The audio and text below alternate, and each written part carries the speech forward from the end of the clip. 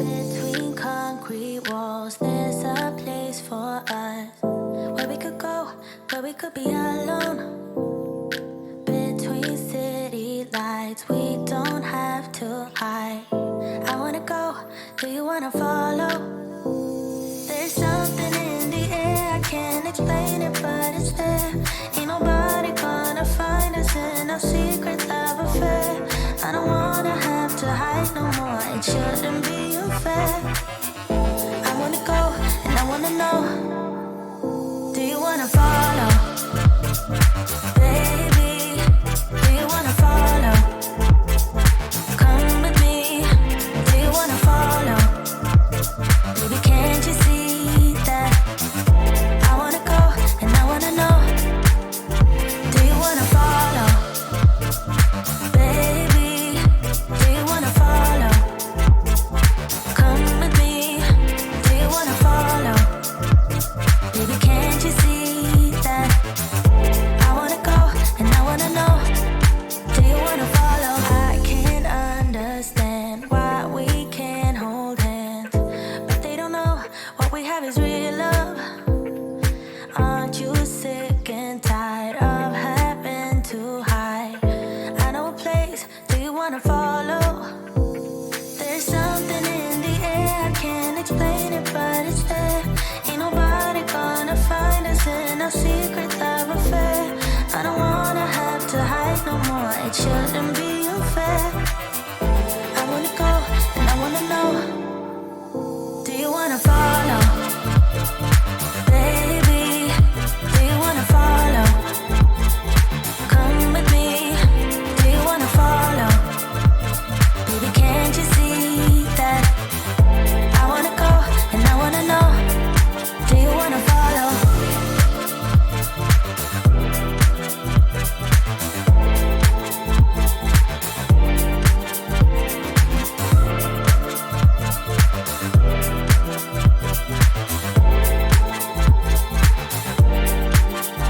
Do you wanna follow? Baby, do you wanna follow? Come with me, do you wanna follow? Baby, can't you see that? I wanna go, and I wanna know, do you wanna follow?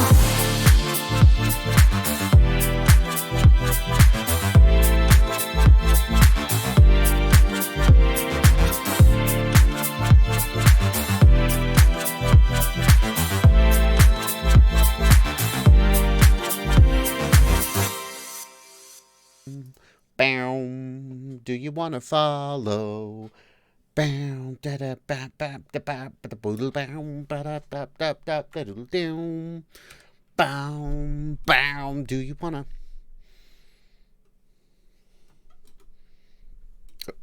Are we live? Did you switch over to? You didn't unmute. You didn't unmute. You unmuted my mic, didn't you? Between concrete walls, No. there's a Do not place unmute for my mic us while I'm singing. where we could go, where we could be alone. No, it's obvious. Between city lights, we don't have It's to muted right hide. now, isn't it? I wanna go, do you wanna You mean they hear me follow? yelling at you? There's We're something gonna talk about in the air, I can't explain it, but I'm Joshua Bardwell. You're going to learn something today. My producer's going to learn something today.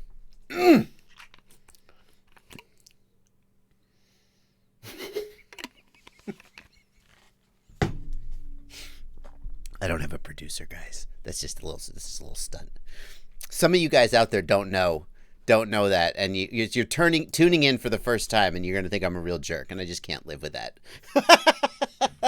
What's up, everybody? It's Monday night. All right. Today we're going to answer some questions. Thank you, Chainsaw FPV, for getting it started in the super chats. It's Monday night. It's 8 o'clock, and we're going to do some Q&A like we always do every time.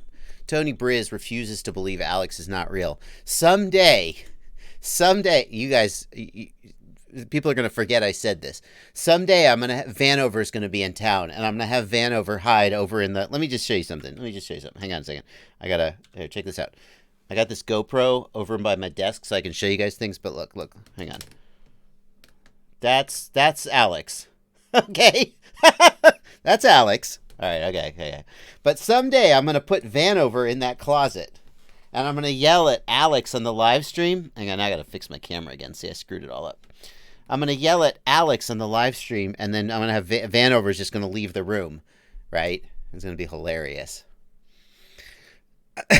Bright until I fly. What's up, Jack? Do you hate Andy RC? Yes, I do. I didn't want to bring it up, but since you asked, I hate him. Andy RC is a jerk. Ever since Stu said he tuned better than me, I've hated him. I haven't hated Stu. I also hate Stu. Okay, guys. All right, just real quick. If you're new here, and by the way, if you are new here, hello. Say hello in the chat, everybody. Say hello if it's your first time hitting a live stream up.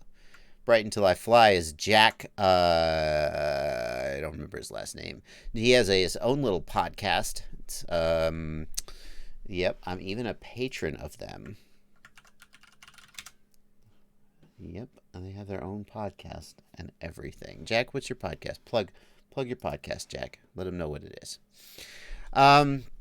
Here's what's going on, folks. You guys, let's check it out. This is my desktop. This is what we're looking at right now. This is you guys in the chat. We call this the pleb chat. No, Kyle K, you did not miss the news, and there's big news tonight. Big news dropped just about 6 hours ago. Wait for it.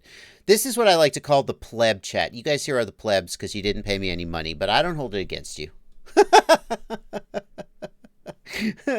I will answer all the questions I can. You're welcome to ask questions here in the chat, and I'll do my best to answer them. However, they do go by so fast and furious, there is no world in which I could answer them all. So, if you want to throw a couple bucks at me and help support what I'm doing here, hit the dollar sign. I don't know why I don't have the dollar sign here, but hit the dollar sign and throw a super chat at me, and I'll make sure to get your question. Also, over here on the left, the people who make it all possible. My patrons here in my Discord server. This is my Discord server. Hello, Stan. Hello, Vonzek, Simon Saucy, Tyler M. Chamer, Jizek, and Monkey FPV. I'm going to be monitoring the Discord as well. And whenever I do this, people ask, how do I get to join your Discord server? And since I know you're going to ask, I'm going to tell you, but it's going to sound like I'm plugging, and I don't want to do that. But you have to join my Patreon. Okay, let's get on. Enough of that stuff. Let's get to the news of the day. Shooter FPV has got it. Shooter FPV has got it. The news of the day is, wha-bam! What is this? What is this? 6 hours ago, Fat Shark dropped this on their Facebook.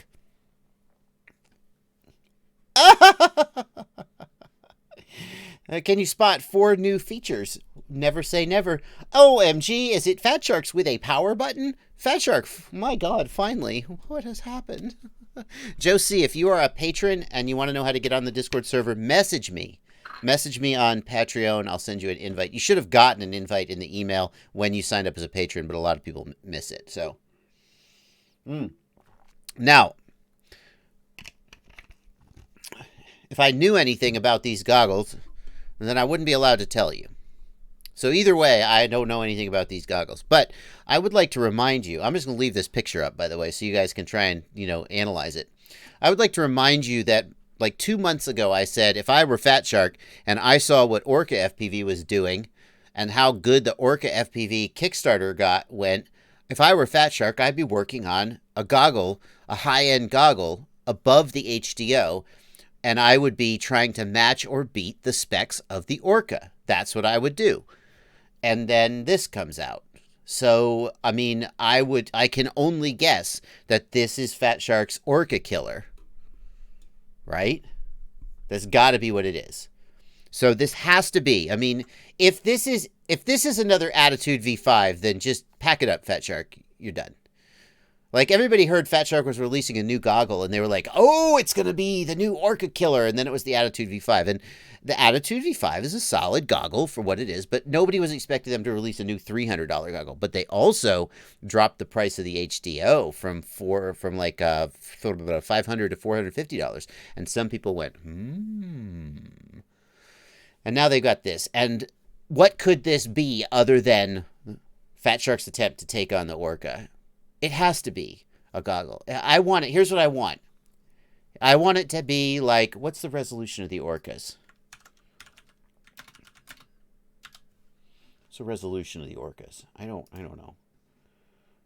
I don't have it off the top of my head. The Kickstarter. Where's the resolution, guys?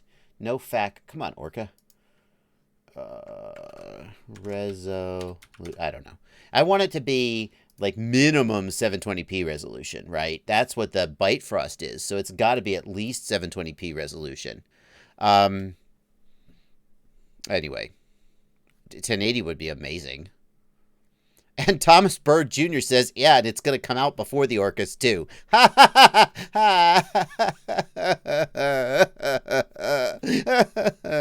Oh, if I were Orca. Oh, we're going to bring out the best goggles you ever saw. January 2019. Okay. Looking forward to it. They're going to come out in August. Oh, really? That's ambitious. Then DJI is like, hey, analog? Forget about analog. We got high definition. And everybody's like, I was waiting for the Orcas, but I think I'm going to buy DJI goggles instead. And Orca's like, it's okay. We're just going to own the analog market. And then Fat Shark is like, oh, guys, we have a power switch over here. And Orca's like, is that all you got? I don't know. That's what we're going to find out. So, DJ Dubs, I am going to do the analog mod to my DJI goggles. It's just a question of time. There's so much going on. Bifrost comes out, and I'm like, I got to review this. Betaflight 4.0 comes out, and I'm like, so, I mean, I have the gear to do it, but it's just too many things to do all at once. Orca resolution of 1280 by 720, so it's full 720 resolution, says AZ Drone Dude. And I believe the resolution of the Bifrost is 720, so 1280 by 720 would be a fantastic resolution. I mean, these goggles, if they have less than 1280 by 720, I think a lot of people are going to be surprised. Personally, I prefer 4.3 for FPV, but yeah. Simon Saucy says in the Discord, yeah, Orca still has my $800. I want my goggles. Ouch. Yeah. Might have been 700, Simon says. I don't think it was 800. Jay Larson. So you guys may know Orca had a delay, and they had a delay because their supplier for their power switches had a delay. And at which point I was like, wow. So Orca puts a power switch on their goggle, and then that's the thing that makes them release late. Fat Shark's got to be laughing right now. And now Fat Shark has a power switch on their goggles. Coincidence? I don't know.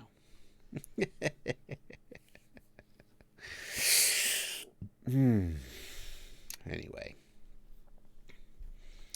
So, that's the news. I don't actually have any new news since yesterday. But do I have any GPS camera drones, asks eDrone. I do not. I thought about getting a Mavic Air or something like that just to do some filming, but I don't know. Do you think it would be possible, Victor wants to know, do you think it would be possible to make an HD digital module for standard goggles? Victor, I heard that that's what Fat Shark was going to do with the Bifrost, but they could only fit 2 antennas on it. So and they couldn't get the performance they needed out of only 2 antennas. Basically, like the more antennas, the more radio modules you have, the better your reception can be. So when they went from 2 to 4, they had to give up. I mean, I saw early prototypes of the Bifrost receiver that was a screen and only had 2 antennas. But I think they intended to get it into a module eventually. I don't know. But when they needed 4 antennas, there was just no way to do it. And people make fun of the DJI goggles for looking kind of lame, but I mean, they needed those 4 receiver modules, transmitter modules, those 4 radio modules. They needed them to get the performance that they need. So I don't see a HD digital module. Then again, I mean, people have surprised me before. You never know. You never know. Kyle K wants to see Bifrost or DJI sell a receiver that plugs into Ethernet for a distributed setup. Interesting you say that.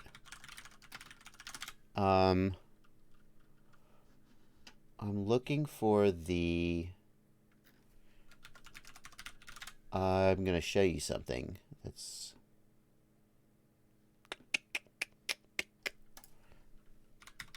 Yeah, it's on the Immersion RC Hub Facebook group. Tony Cake just posted this. Tony Cake, where's the video, though? Immersion RC has something they call the Matrix setup, which is basically a bunch of rapid fires. I wish I could find a picture of it somewhere. I wish I could find a picture of it. Well, let me try one more second. I know it's there. Maybe. So basically, it's just a bunch of these things, and they're wired up with Ethernet. They're wired up with Ethernet and basically create a distributed... No, that's the race timing system. Oh, no. Okay, well, forget it. Thank you. That was a great way to spend the time on my live stream. Yeah, so it does exist, but not for DJI or Bitefrost yet. Exactly, license to drive. They scatter these things around the course, and it passes it back and does distribution switching via Ethernet. Ion FPV wants to know what I did today. I'll tell you the truth. I did two things today. My website is currently hosted on Squarespace, and there are things I want to do with it. That Squarespace is amazing. This is not a Squarespace commercial, but Squarespace is amazing. It's so easy to build a website with Squarespace. But then if there's things you want to do that it can't do, you're just like screwed. So I'm transitioning my website over from Squarespace to WordPress. So because WordPress can do whatever the hell you want it to do. So I've worked on that a lot last night and today, and I went to an arcade with my son and my family, and got to try some VR goggles for the first time. They have these VR arcade basically for it was pretty cool. Yeah. Fuse FPV wants to know about the Furious FPV 2.4 gig module. Worth the money? Is it worth the money? I'm actually, let me put it up here on screen for you guys to see. So in case you didn't know, 2.4 gigahertz is a lot more penetration and range than 5 gigahertz for physics, because of physics. And you can get a 2.4 gig video transmitter. And there's a 2.4 gig, there you go, 2.4 gig module for your Fat Sharks. And you could go really far. Now, don't try using this if there's 2.4 gig transmitters, like 2.4 gig controllers in the area. You can interfere. Sometimes it works, sometimes it doesn't. I know enough people who use this and like it that I would feel, what is it, discontinued? That's not right. That can't be right. I know enough people that use this and like it that I probably would feel comfortable recommending it to the right person if you need that extra range and penetration. However, and it works well, and it's one of the easiest ways of getting into 2.4 gig video that's out there. But it is a Furious FPV product, which means that the build quality on some of them will disappoint some of you. So some of them are going to just die on for no reason. But overall, I think a lot of people use it and enjoy it. So yeah.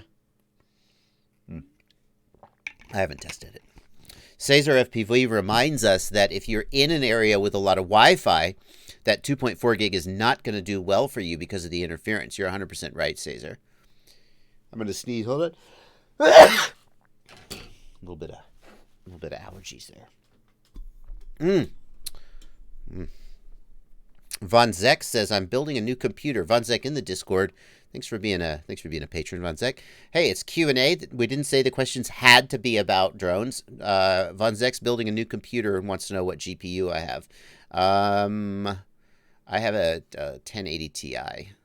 When I bought this computer, I was doing all my editing and rendering on a crappy computer. It wasn't crappy. It was okay, but it wasn't up to the task of editing and rendering very well. And I said, with that sweet, sweet Patreon money, I said, I'm going to splurge on myself and buy like a top-of-the-line editing rig.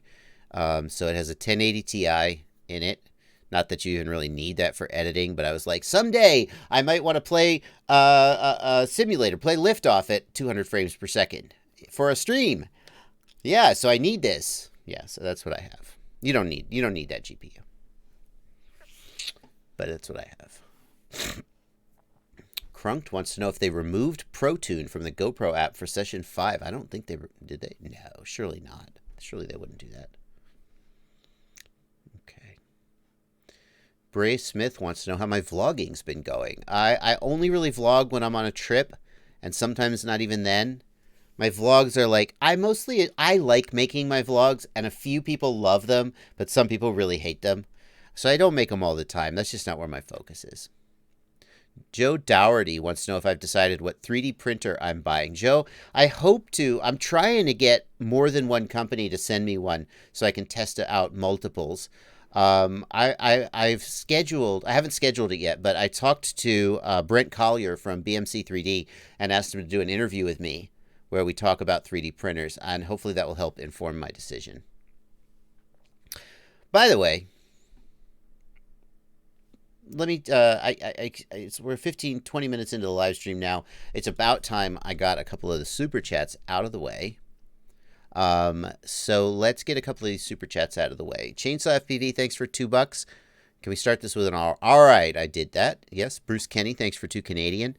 Cement Kid, thanks for $10 because I am the Einstein of this hobby, bud. Well, thank you for your donation, Cement Kid. Einstein was a brilliant man. I just talk a lot. Want to Get Fly, thanks for $4.20. What an oddly specific number there. Want to Get Fly for beer and pizza. Maybe something else too. And Ken Simmons, thank you for $2. Your thoughts on the PowerPlay DVR versus your Lumineer? Yeah, so I use the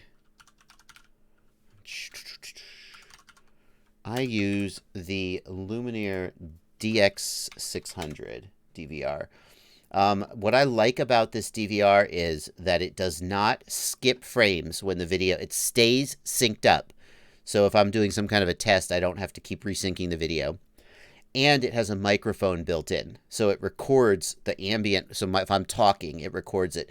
And that also helps for syncing up different cameras, because if you have an audio track, you can sync based on the audio track. And that's really, really helpful. Now, it's $105. Most of you aren't going to buy that. The PowerPlay is a new DVR from Immersion RC. And it's cheaper. And it has built-in 18500 cells, so it powers your Fat Sharks. So it's basically a battery pack in addition to being a DVR, and it's got a screen.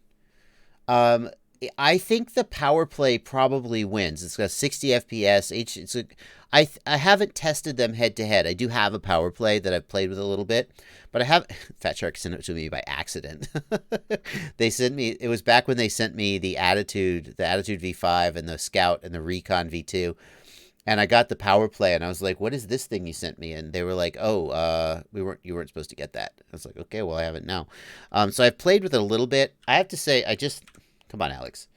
I think the PowerPlay has to win. It's cheaper. It's got the built-in 18500 batteries, whereas the other one, the DX600, has a little 1S LiPo. This can power your goggles.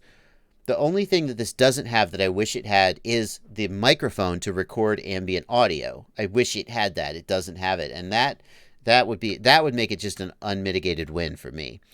So I would have to say the PowerPlay probably wins, even though I haven't tested them head-to-head. I saw a question in the chat, in the Discord. The Polish Camera in the Discord, thanks for being a patron, the Polish Camera. Is there any reason not to power your camera off the video transmitter for clean video? Tried all sorts of caps and no help off the VTX crisp and clean. Well, I think most people like to keep their wiring simple, and the wiring to the flight controller keeps things simple. A lot of times you get clean video wiring that way. So if you can get clean video with simpler, cleaner wiring, then that's what you should do. When you have video noise, there's no one sure fix, but powering the camera off of the video transmitter is one of the things that you can try. If that's working for you, keep doing it. But it's just not my first go-to. Number one, not all video transmitters have a 5-volt regulator. It's not always cleaner to do it that way, although it often is. And you don't always have that problem. So, but you're right. If that is one of the ways you can go for it. Birdman wants to know, DJI specs say 4 kilometers distance. Have I done a distance test? Birdman, I don't do a lot of long distance stuff. I'm not in a location where it's really safe for me to fly long distances. I'd be flying over people's houses and roads, and I just don't feel like putting a big target on my back for the FAA. You know, say what you will. If I lived in, Utah and could go out to the middle of nowhere and fly for 2 miles over nothing, then I'd probably do it. Alex Grieve, DJI range test. Alex Grieve did a DJI range test. I don't know if I can find it, but he went a few miles. I'm not going to be able to find it, unfortunately. I don't think I'm going to be able to find it. Well, oh, no, wait, did I find it? As soon as you say you're not going to find it, you're going to find it. Isn't that how it works? Here you go. 5.8 thousand views on Alex Grieve's website, Video Aerial Systems. Now, he is using a custom antenna. He is not using the Omni antennas, unfortunately. So, but how far out did he get? He got 3.5 miles out, flew behind a mountain, and couldn't go on. He thinks it should have gone 6 to 7 miles. So he thinks it should have gone 6 to 7 miles with his custom antenna. You can ask yourself whether you think it would go 4 miles with the stock antennas. I don't know. Peter Foley in the chat says he got DJI to go 4 miles with special antenna. My gut feeling is that it will only go 4 miles under really ideal conditions, and you definitely are going to want to have a return to home. You okay? But it's pretty good.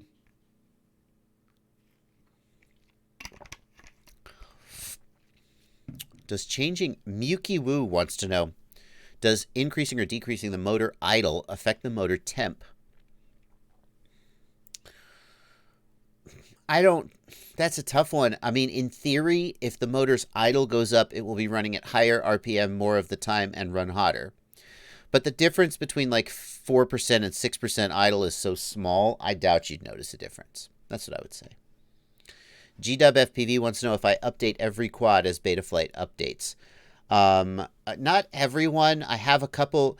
I have like what I call my workhorse quads. I don't call them that. I just made that up, but you get the idea. Like there's this old quad I have that I had 6-inch props on it when I got my 2300 kV prototype motors way back when. The very first version of the JB motors was 2300 kV, and I thought it was underpowered, and we didn't make it. We went up to 2500 kV, 2550. But I still had some of those motors, so I put them on there and I made it a 6-inch quad, and I tested 6-inch props with it. Then it was the only frame I had that was big enough to put the DJI in, and then I took the guts off that frame and I turned that into my Bitefrost quad. So this is a quad that I don't fly like on a day-to-day basis. It's just sitting there when I need to cram something in it. It's still on Betaflight 3.3 because I kind of don't care how it flies. I just need to be able to pick it up, stick something on it, and go test it. You know, like a camera or whatever. But my primary quads, I usually keep up to date. When 4.0 came out, I still had some quads on 357 because I just didn't feel like it was as compelling a value proposition. But 4.1, I'm whole hog for 4.1. I'm putting everything on 4.1. 4.1's amazing.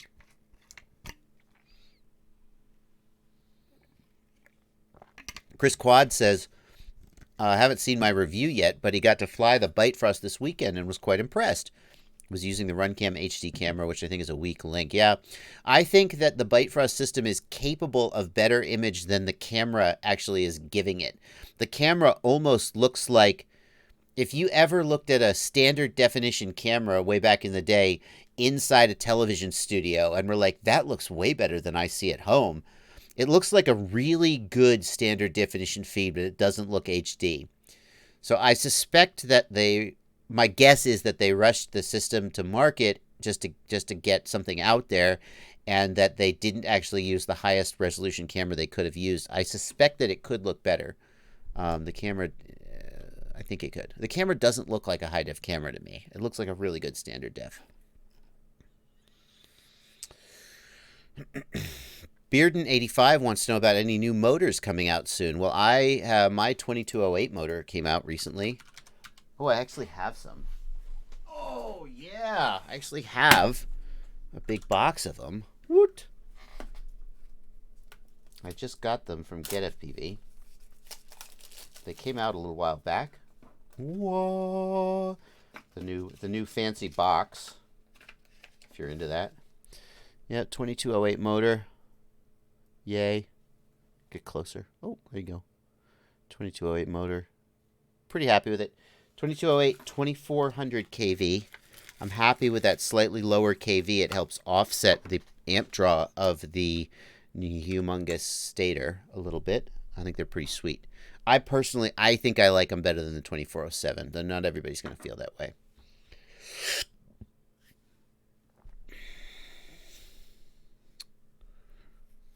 No ASMR unboxing. No, sorry, Caesar FPV.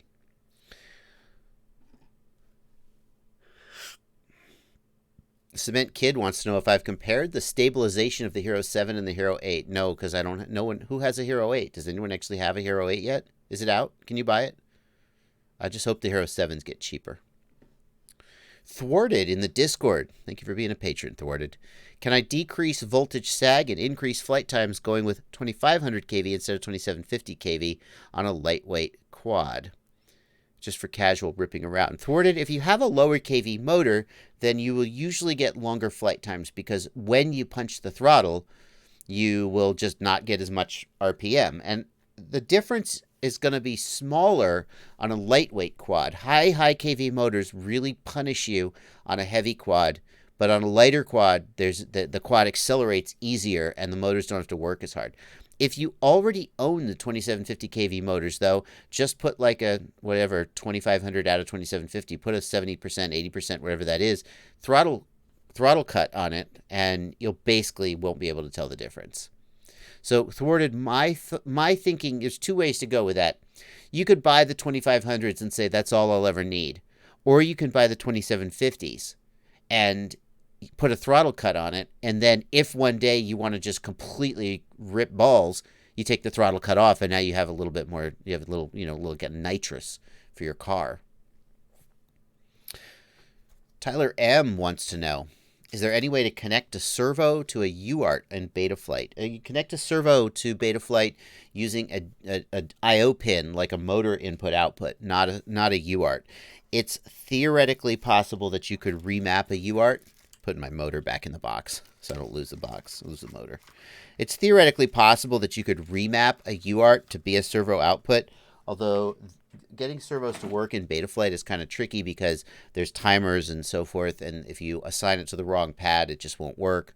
Motor 5 and 6 are usually good for servo, says Kyle K. Yep, I agree. I wouldn't go to a UART first, though. If you're trying to get servos to work, your best bet is to get a flight controller like the Maytech flight controllers or the Holybro flight controllers that work with iNav. iNav has way better servo support than Betaflight. Getting servos to work on Betaflight is a pain in the ass. It's a pain in the ass.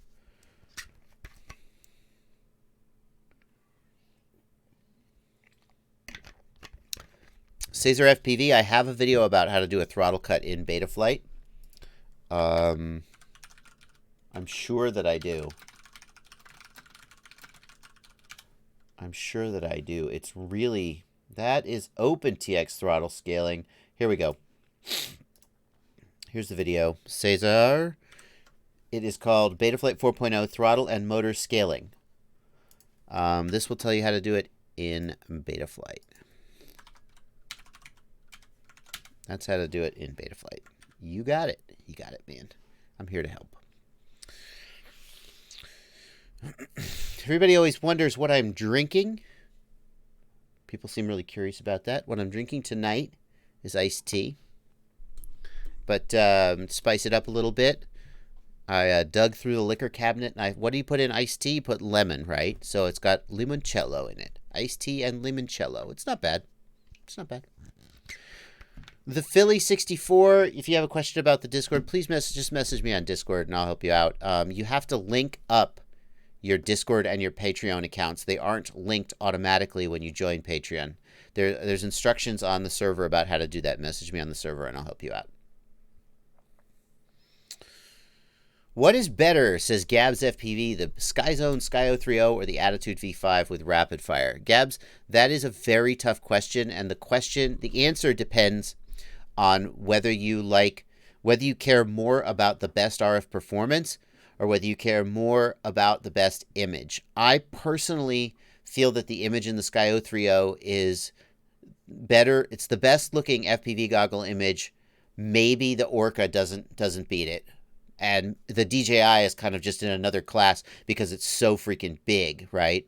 But in terms of what we think of as like a traditional FPV goggle, I think the Sky 030 has the best screen and image that I've seen. but it doesn't run rapid fire, and the range is noticeably shorter on the Sky Zone. So you just have to decide what your priority is. The image on the Attitude is quite good, but the screen has a 16:10 aspect ratio, and what it basically does is it takes a 4:3 image and it slices off. It doesn't even squish the image; it just slices it off. So you actually lose some vertical field of view on the Attitude, which I kind of hate. So it's sacrilege to dilute limoncello. Oh no, Chris Quad, I'm so sorry. I mix limoncello all the time. I know that maybe purists drink it straight, but like any drink that you might put a little bit of lemon in, I think, could this use limoncello instead? Because I think we all agree any drink is better with more alcohol, right? No, just me.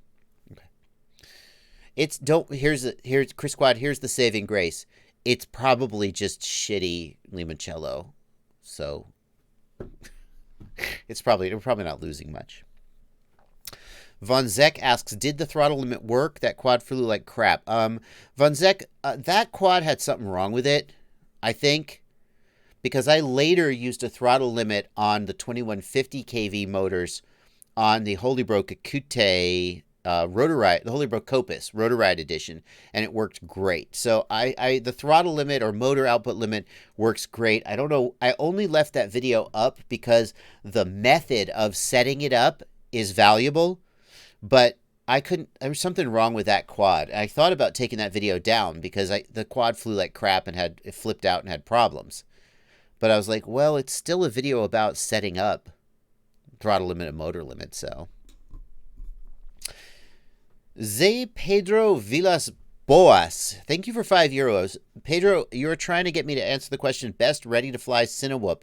I'm avoiding that question because I don't know the answer. If Aaron Ciotti shows up, maybe he'll speak up. I don't actually know enough about Cinewhoops to tell you which is the best ready-to-fly. I gotta pass on that one. Spencer Kennedy, thank you for $2 in the super chat. Can you tell my son not to chew on batteries? Do not. You got to get those batteries away from him, man. You're the adult. You're the adult. Okay. Griffin Murdoch. Oh, hang on. I'm going to miss this guy. Brenton Smith, thank you for $5 Australian dollars. Australian dollars. Dollary dues, as they call them down there. Sorry for offending your country. Curious if you had any thoughts about the 2150 kV, the 2510 motors being used in the DRL, and if you think they'd be suitable for a semi-freestyle 7-inch. I mean, Brenton, I haven't flown those. They're very tailored toward the quad that they're using. The thing is, here's the thing, Brenton. No, I would not suggest you go with the 2510s, and here's why. If you're going for a freestyle 7-inch, I guarantee you a 2208 motor will give you all the performance you could possibly want, and they're going to be way lighter than a 2510. A 2510 is, I mean, those DRL quads are so much heavier than any freestyle 7-inch you're probably going to build. So don't get a 2510. It's way overkill for most 7-inches. It's a very specialized application, in my opinion.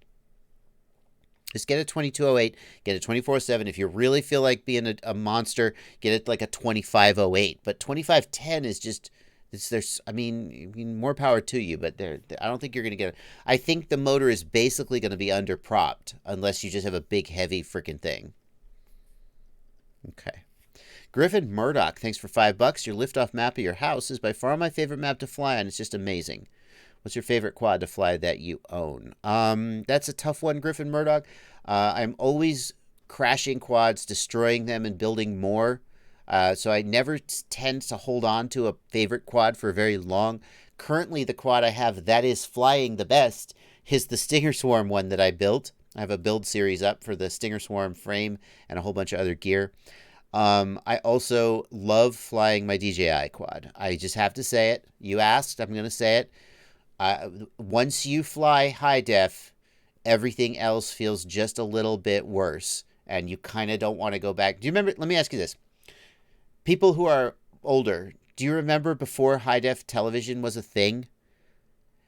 I had a great big, like, 40-inch, 36-inch, I don't remember the size, it was enormous, CRT television in my house when I was in college, just out of college. And I thought that thing looked so good. The screen was big. It was colorful. It had a resolution.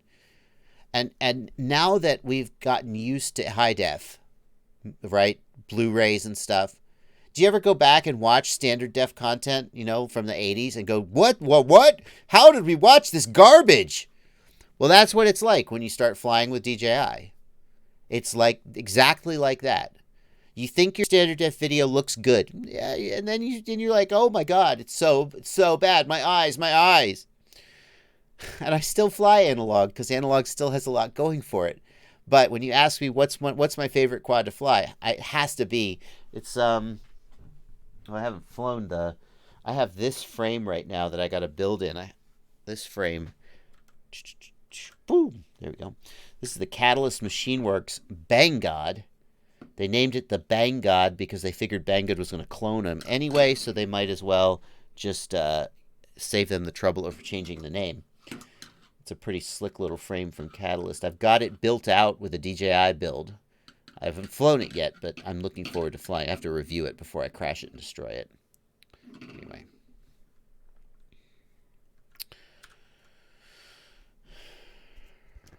Yeah, Wayne Strickland had a 32-inch Sony CRT that cost $1,200. Yeah. ME, which DJI? The HD1 build is the one I actually fly the most. I kind of don't want to fly that one either because Rotor Riot actually sent me those parts and I'm supposed to use it for Rotor Riot episodes. So I don't want to crash it and destroy it and then be like, oh, I don't have one. Okay. Bardwell's Plebs t-shirts, Pappy. That's cute. Von Zeck asks, do you have a problem with the DJI Air unit antennas popping off? I don't. I'm going to show you why. Okay, you got me. I'm going to get out of my chair. Hold on.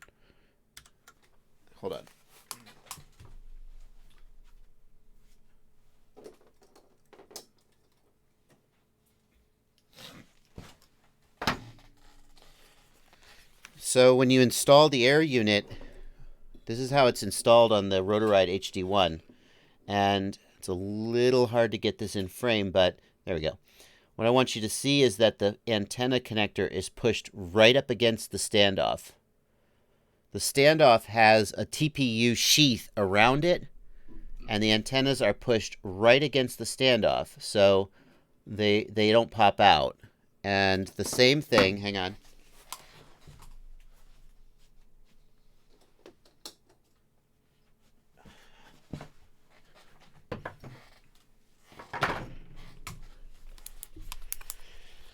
This is my Catalyst Machine Works Bang God build. Catalyst Machine Works had the same idea independently of Rotor Riot, which is a little hard to show you, but you see the antenna connector is pushed up against. Oh, you can see from the top a little bit maybe. It's pushed up against that to keep it from popping out. So yes, it is a problem. Those connectors pop out, especially if you really wrench on the wire so there's tension on it. They will pop out, but that's how I keep them from popping out.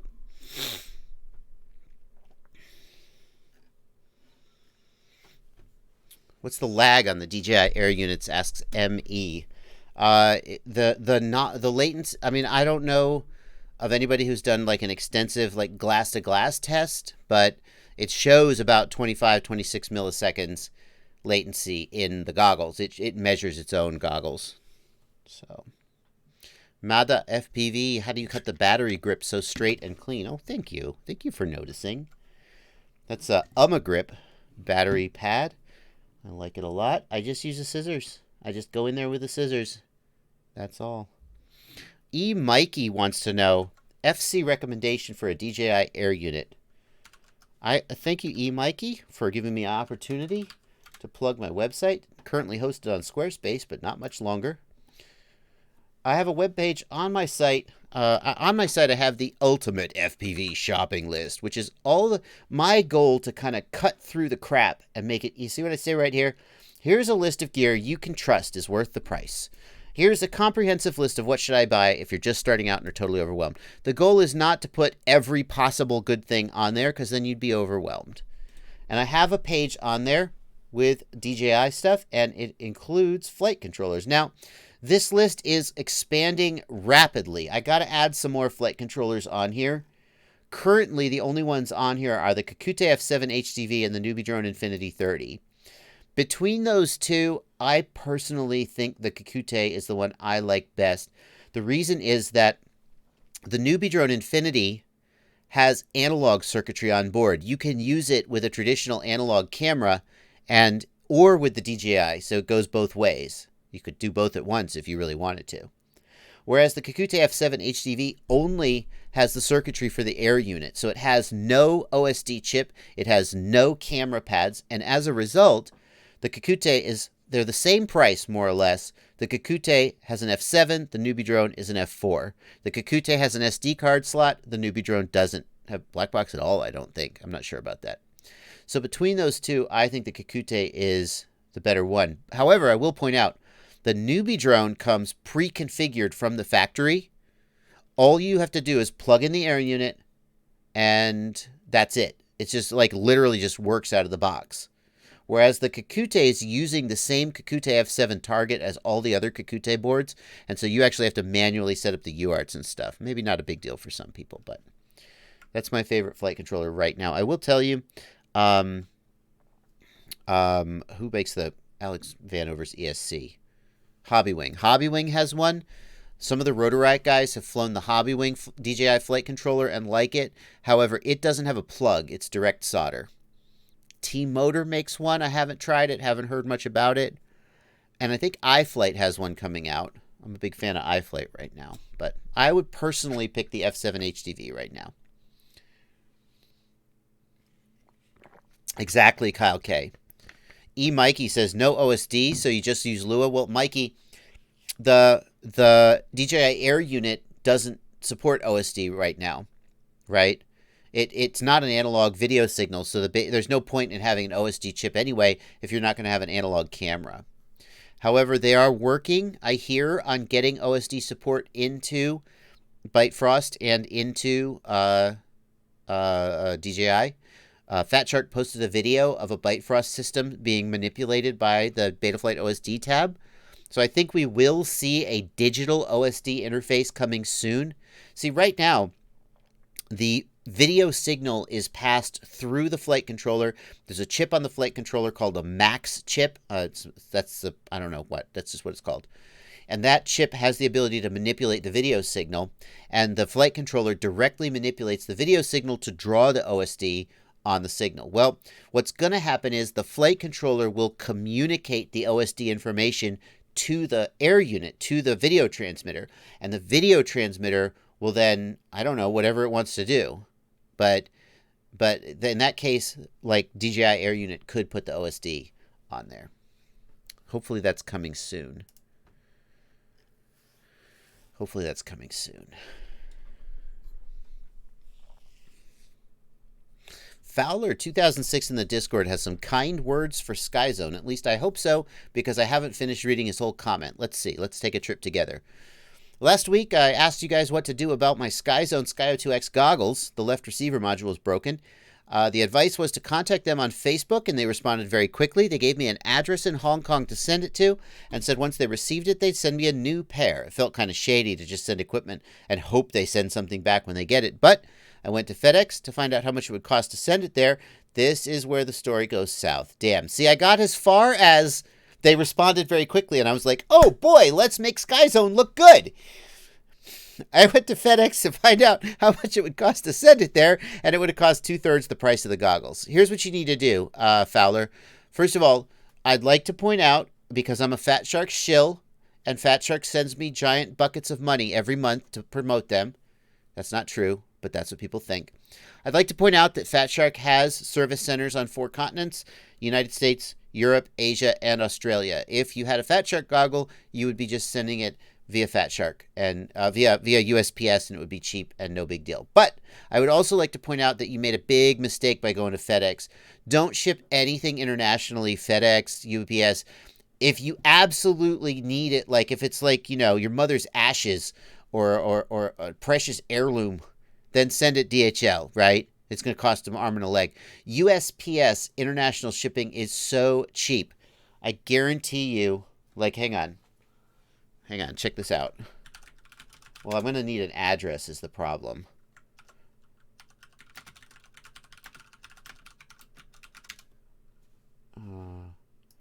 I going to be able to get an address in Hong Kong? No, I'm not going to be able to. See, I want to show you guys, but I'm not going to be able to get an address. Damn. Well, I was going to show you. No, I can't. I can't do it. It's so much like shipping goggles to Europe would be 15 or 25 bucks maybe. Shipping to Hong Kong or Asia, you shouldn't spend more than maybe 20, 25 bucks to send those. Send them USPS, international priority or whatever. It won't be too expensive. Yeah. Just your mistake was going to I want to find their address. I just need any address in Hong Kong, really. Let's see. Yeah, but they don't have that. I just need an address. Give me an address. Here, look.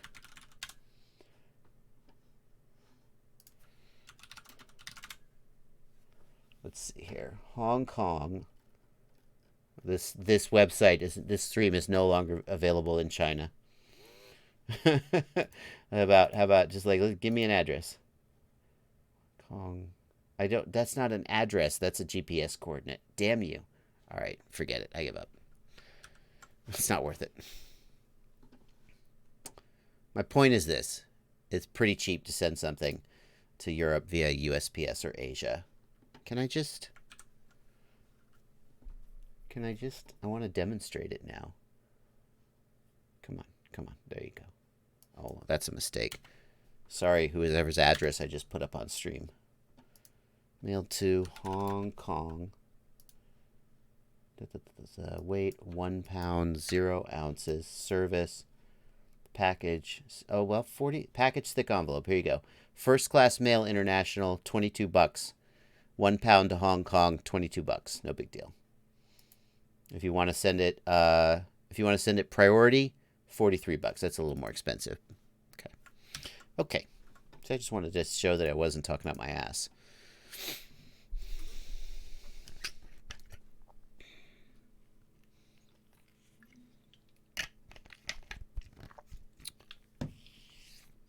Hello, Ghost Branch FPV. No problem that you're late. We're talking about all kinds of things today. Jazik, any recommendation for mounting the Triumph Pro connected to the Rush Tank with an MMCX connector? If you're using an MMCX antenna, a 3D printed mount is the best way to do it. That's my opinion. Sorry if you don't have a 3D printer, you're out of luck. If you didn't have a 3D printer, I mean, you could just zip tie it somewhere and have it kind of hanging off there. Am I falling behind on the super chats? I've just been having a good time. Let me make sure that the super chats are caught up. Escobar FPV, thank you for $2. Do you think Steele was player hating on DJI and Rotor Riot? I don't know what a player hater is. Did he do something recently? Or is this just back when he like dissed DJI? Did he do something recently? I don't think so. I think that he has a strong financial incentive. He works with TBS. TBS is threatened by DJI because if DJI takes over the market, then TBS is not two biggest. I mean, a lot of DJI pilots still fly Crossfire because the range is better, but they definitely threaten the Unify, which is TBS's bread and butter. So I think that Steele was never going to accept DJI just because of who he is and who he's associated with. That's just my read on it. I mean, here's the thing about it. Everybody I know who tries, even haters like Bachgrinder, everybody I know who tries DJI is impressed and respects it. And most of them are become fans. It's just a good product. No matter how you feel going into it, it's just a good product. And the experience of having it on your face, it's like that first time that you saw a 1080p movie and you were like, whoa, look at all the pixels. Where have this been all my life? So I think if Steele had given it an honest chance, he couldn't have said, nice try, DJI, but no dice. You would have to say, this is really good. That's my opinion. But obviously, I don't mean to speak for him or assume I know what's in his mind. Buckgrinder was hating on DJI for a while. Then Corey made him fly it, and I'm not, watch his video if you want to see what happened.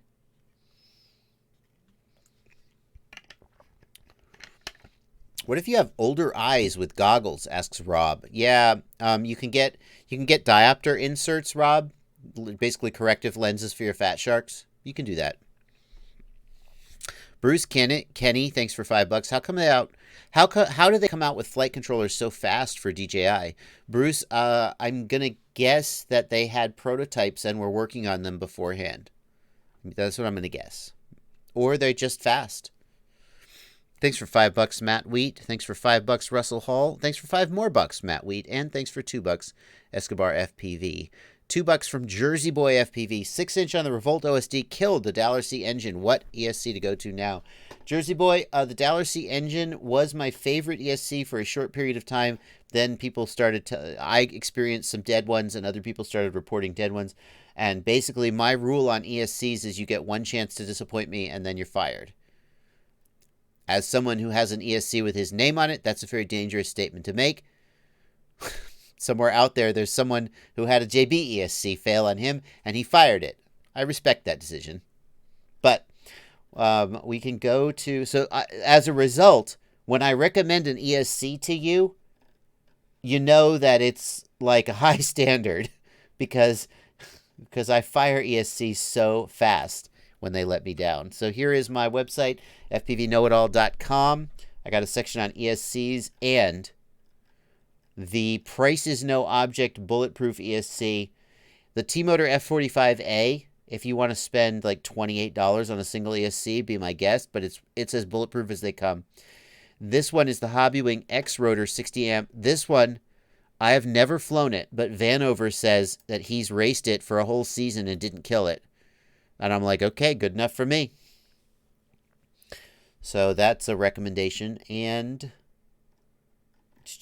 I like that. Where's the T-Motor F55? There it is. No, where's that? There it is. T-Motor F55A is also another really good one. You're going to notice these are expensive freaking ESCs. And nothing is completely bulletproof, but nothing pisses me off more than a 4-in-1 ESC dying and I got to desolder all of my freaking motors. So I will spend twice as much on a 4-in-1 ESC if it cuts the chance of that happening by 15, 20% or whatever. We caught up in the super chats. Todd Madeen, thanks for $5. I'm building my first long-range quad. 7-inch Armatan frame, 2806.5, 1300 kV motors. What's your suggested mAh battery for the longest flight time? Todd, that's a tough one.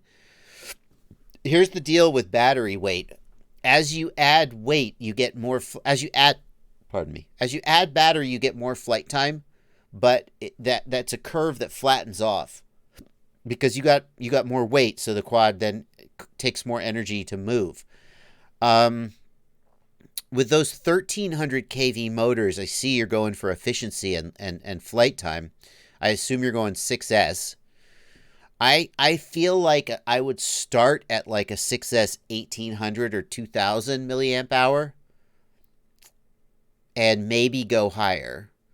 And the question is just going to be, how much flight performance are you willing to give up in order to get a longer flight time? See, you're building on an Armatan TI frame. That's a freestyle-ish frame. You're not building a DJI flame wheel. You're not building a photography drone. So presumably you want some maneuverability. But then you said longest flight time. Well, the longest flight time is going to be like a 3,000 milliamp hour pack that you can barely get into the air. And if you cut the throttle, you slam into the ground because you don't have enough power to get back out. But you could hover for, 20 minutes. So it's just going to be a trade-off there. I think I would start with about an 1,800 to 2,000 milliamp hour battery and work from there. Jonathan K, thanks for $5. Can I fly your DJI system? I mean, maybe. Depends on who you are and how good of a pilot you are and how well I know you. Let's just say this. Most people, the first time you meet me, I'm not going to let you fly my quads. I mean, some people I would let fly my quads the first time I met them. But most people, probably not. I have to see you fly first. In order to avoid offending anybody, let's say that the answer is a general no. How's it going over in the Discord? How about a game of quad in Velocidrone or Liftoff on next week's stream? Ah, that's a tough one, Ghost Branch. It sounds fun, but a game of quad is... I don't know if it's actually the most fun thing. How would you do it? Would you spectate the people and stream while you're spectating? Maybe. I don't know. Maybe. Every time I change up my streams, I'm not sure that people like when I change my streams. What do you think about the CL Racing 45 amp ESC? Don't know it, Alep FPV. Chen Ling, who's the owner of CL Racing, or at least was the founder, he generally makes good gear, but I haven't tested that one. Sharp Pizza says, Steele had a good point about people reviewing the DJI system were flying nice and slow, taking in the scenery. I don't think that's true. I mean, in the beginning, people flew very conservatively, but we were also flying freestyle. It just took a minute for it to get out. Here's the thing. Steele had that system for 2 months and then apparently, according to him, left it in the box. So, I mean, he could have tested it. Why didn't he test? That's the question. Why didn't he test it? How could he... It feels a little... Why do my streams always end up with people talking about Steele? He's going to think I got a thing for him, but people brought it up. I didn't bring it up. People brought it up. Why did he leave it? He received it. He left it in the box for 2 months. Didn't even look at it. How many people, if you got the new DJI HD FPV system, would just be like, nah, I'm not even going to look. I'm not even going to... I'm not even going to look. You're not even going to take it out of the box and like put it in your... Okay, you can't be bothered to put it on a quad. You're not even going to look at it? Nah. That makes me think there's something else going on here other than just like, nah, I don't like it. That's why I think there's an ulterior motive, like a business reason or whatever. So whatever Steele says in criticism about the DJI system, to me, it's tainted by the fact that he had one for 2 months. He didn't even look at it, according to him. He said that on his Instagram. I didn't say that. Which means he's not giving it a fair chance. So when he criticizes it, I don't think the criticism comes from an honest place, if you see what I mean. Anyway. Here's what I'll say. I'm going to flip this around and say something positive because I don't want to sound like... I always try and be compassionate and I try to see people in the best possible light. Steele is a guy who is very tied to his gear. He flew the exact same frame for years.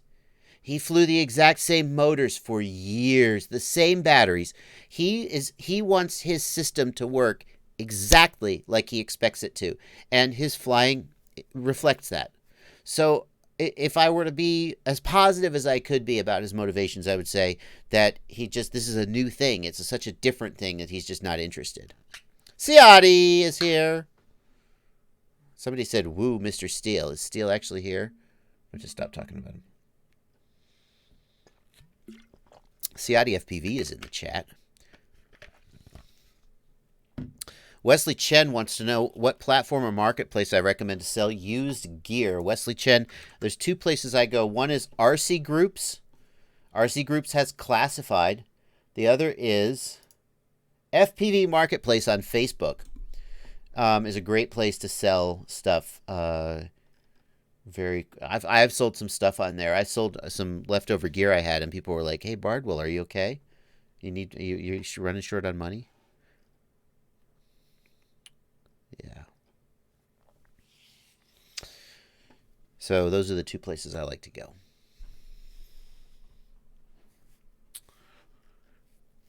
Escobar FPV, thanks for $2. When am I going to do a DJI Beast Class build?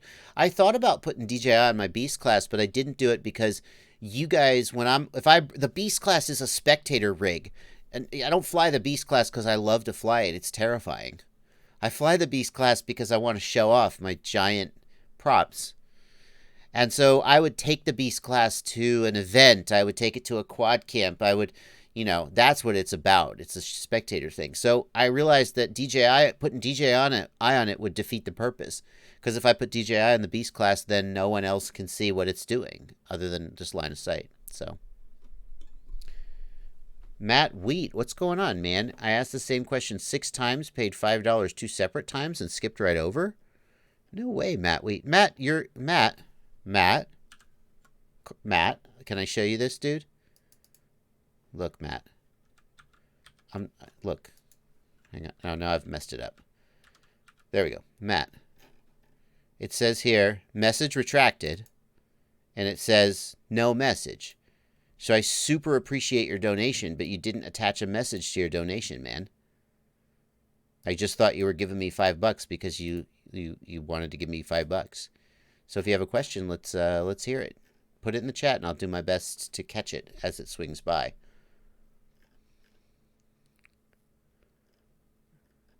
So let's find Matt's question. Matt, you asked the question 6 times in the chat, but the chat goes. I don't see every question in the chat. That's just bad luck. But I'd never ignore your super chats. I shouted out your name. I said, Matt Wheat, thanks for $5, and Matt Wheat, thanks for $5 more.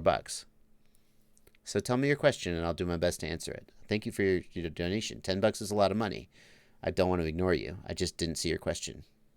So, okay. Now I'm going to be staring at the chat until I see Matt's question. So, ouch.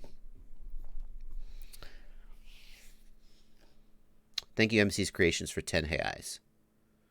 Thank you, yeah. No, there's some delay in the chat, so now we have to wait. Matt is laughing. Thank you, Matt. Thanks for having a sense of humor. I'm not trying to call you out. That's a serious accusation. I do miss super chats. If you threw $10 at me, I don't want to miss your question. So I definitely want to get your question. If you're going to be mad at me for something I actually did. Here's what he said. Thank you, Scooter FPV, for helping with the question. Can't get the voltage scaling right on a Pyrodrone F4. The default's not correct on manufacturer. So, Matt, voltage scaling is super easy to get right. Current amps and milliamp hours is trickier, but voltage scaling is super easy to get right. Just measure the voltage of a battery, plug the battery in, go to the... I have a quad right here. Isn't that convenient? Hang on, we're going to do this together. For $10, I can plug my quad in and show you personally.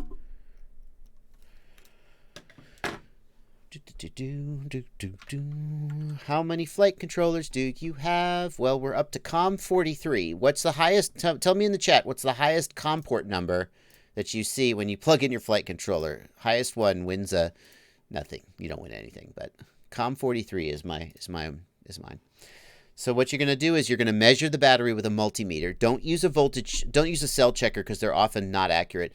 Measure the battery's voltage with a multimeter, and then go to the power and battery tab, and right here you'll see the battery voltage right here. Currently my battery's not plugged in, so it just reads 0 volts. But then just adjust the scale up or down until it reads correctly. Boom. That couldn't be simpler. So that's the easiest way to do that. Now I'm terrified you're going to tell me you actually meant current scaling, and that's a little trickier.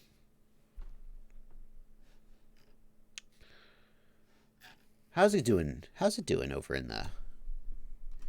Yep, Ghost Branch, thanks for pointing that out as well. Hopefully we got Matt's question. Matt, if that's not your question, let me know. And as always, before anybody gets too mad at me, let me remind you that I answer...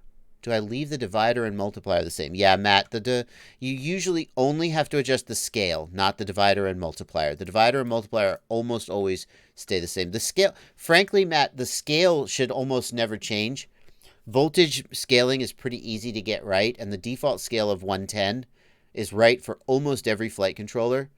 Usually, if you have to radically change the voltage scale, it means that your voltage sense circuit is damaged, and it's gonna stop working. So, but usually 110 is the one. Yeah. Okay, I'm glad you weren't mad. I've asked 6 times and I'm being ignored, and I think, oh my God, somebody's mad at me. Should talk to my therapist about it. Any news on diopters for the DJI Goggles, Von Zek? No, I haven't heard anything about that. I just put my glasses inside them is what I do. Swamp Dog wants to know if diopters for fat sharks are good if you need reading glasses. Swamp Dog, that's a common question.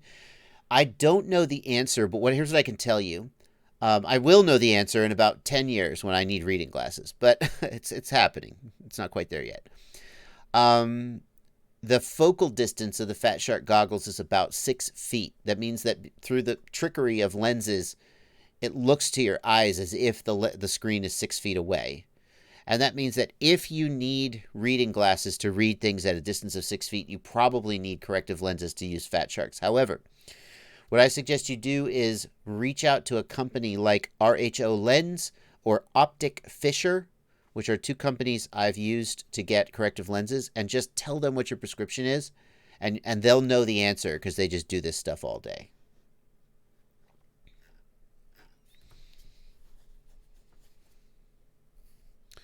Yeah, if you have reading glasses, if you need reading glasses, do you need reading glasses to use fat shark goggles? That's the question. No need for lenses for those who use reading glasses, people are saying. I can't speak from opinion. I need reading glasses for box goggles, but not fat sharks.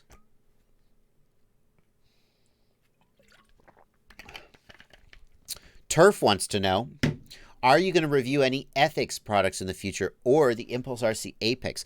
Funny you ask that, Turf, because at the end of the last live stream, we were talking about how I like to go to different people's home city and do a little challenge where they do a trick and I try to imitate their trick. And that's one of my favorite ways right now to review frames, is to just fly with a guy and try and emulate his tricks. I did it with Stingy and I did it with Tack. And I said if I was going to review an Apex frame, I would want to go to Atlanta and fly with Steel. And at the end of the live stream, ba-bam!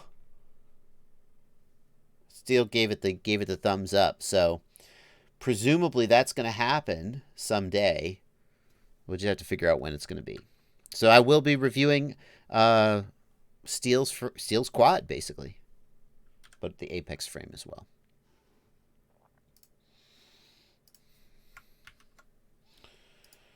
Let's see here.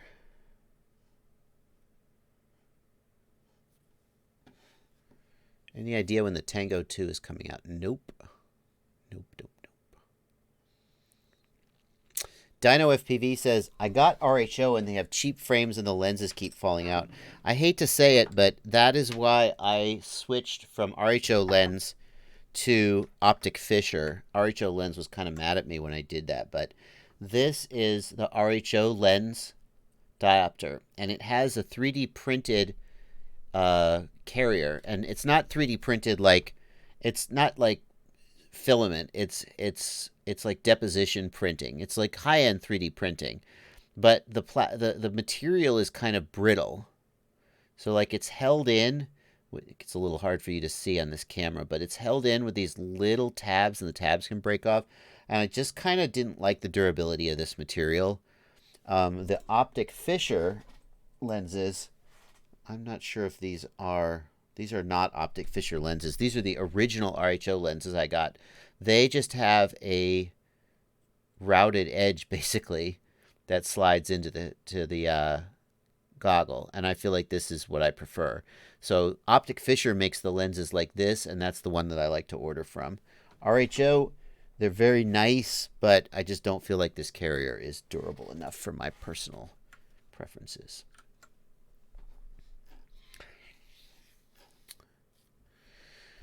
Boshua Jardwell in the Discord, thank you for that. Boshua Jardwell says, what's the best way to keep crud off your camera? Mine always has dirt spots and dried up watermarks. Basically, I have to clean it after every flight. Nope, you got it.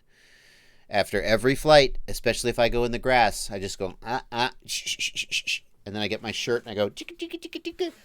Just got to clean it after every flight. That's what you do. You got it.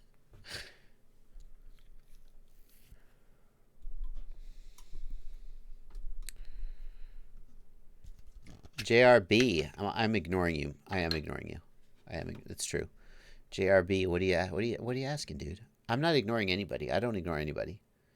Unless you're asking a question I don't want to answer, then I'll ignore you. But I'm just not seeing you, dude.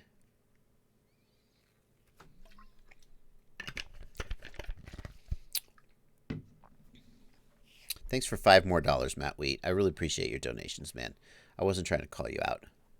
I just wanted to make sure you knew I wasn't, ignoring you. Steele says he watched my Bite Frost video. Well, sure, he'll watch my Bite Frost video, because that's Fat Shark. I don't know. Do I have any insights about the new Fat Shark goggles?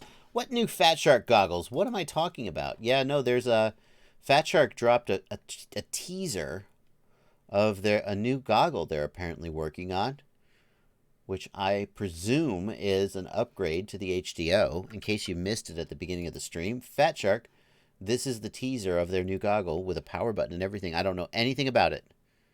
Albert Karakovov says, I hope the DVR is improved. I would assume it's going to come with the new DVR that has come on the Scout and the Power Play, which is quite good. If they put the old DVR in it, again, screw them. Hopefully they're not that. In case anybody is wondering, I need to plug this, because I realize I'm sitting so low you can't see my shirt. Bot Grinder sent me this, and the least I can do is plug it on my stream. I'm sure he's selling these. If you want to check it out, hit him up and find out where it is. This is Bot Grinder has a Halloween shirt. So thank you, Bot Grinder, for sending me that.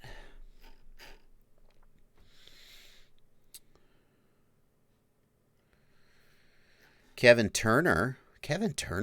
Really? Kevin Turner. Thank you for $5. Kevin Turner, in case you don't know, if this is the Kevin Turner, I assume it is. That is Evan Turner's dad. Gave us one of the fastest pilots around. Thank you for that, Kevin Turner.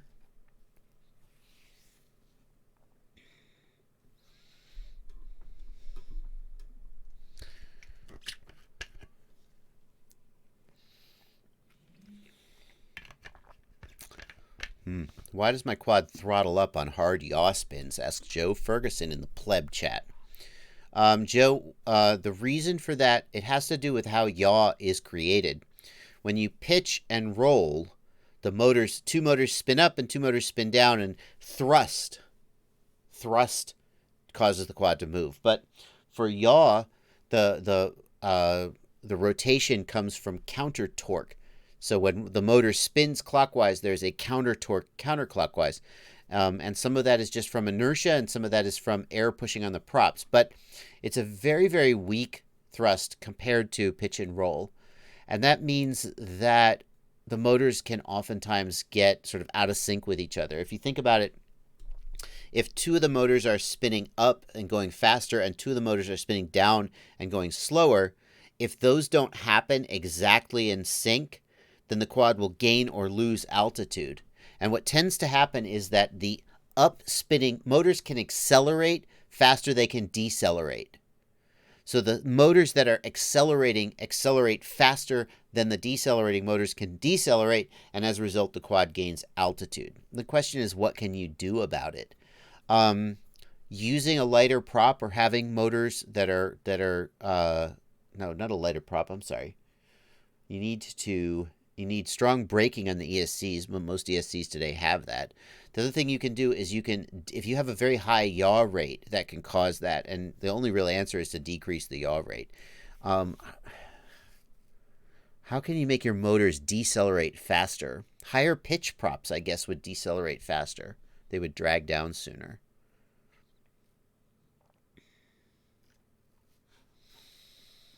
Bof wants to know in the Discord, thanks for being a patron, Bof. Any tips for boosting VTX range on a Tiny Hawk S? Bof, people are installing nano VTX in the Tiny Hawk S. Things like the TBS Unified Nano. It's a little 50 milliwatt VTX, or there's even a 400 milliwatt version. They're also doing it on the Freestyle, I think. And those are two ways you can do it. You could try putting a better antenna on there, but I don't think you're going to get a significant improvement in range just from an antenna.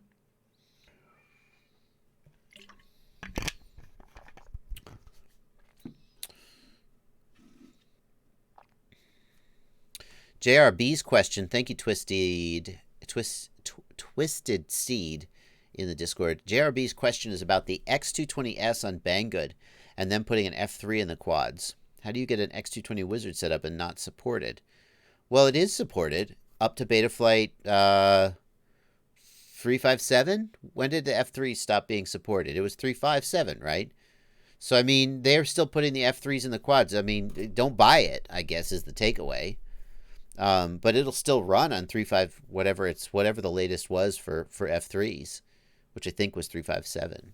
406 to F3s. Oh, right, Kyle, thank you. So F3s also supported in 4.0. but not the full feature set. I think 357 was the last one to get the full feature set. So I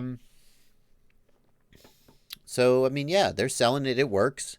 You just can't put 4.1 on it, but, well, you'll be fine.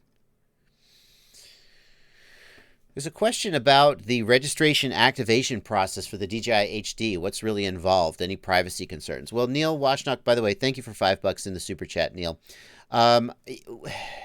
So you register. You have to create an account. You have to give them an email address. And then they register your serial number. And what else do they do in the background? I don't know. Do they install Chinese spyware on your computer? Well, I mean, like... Oh, hang on. Here we go.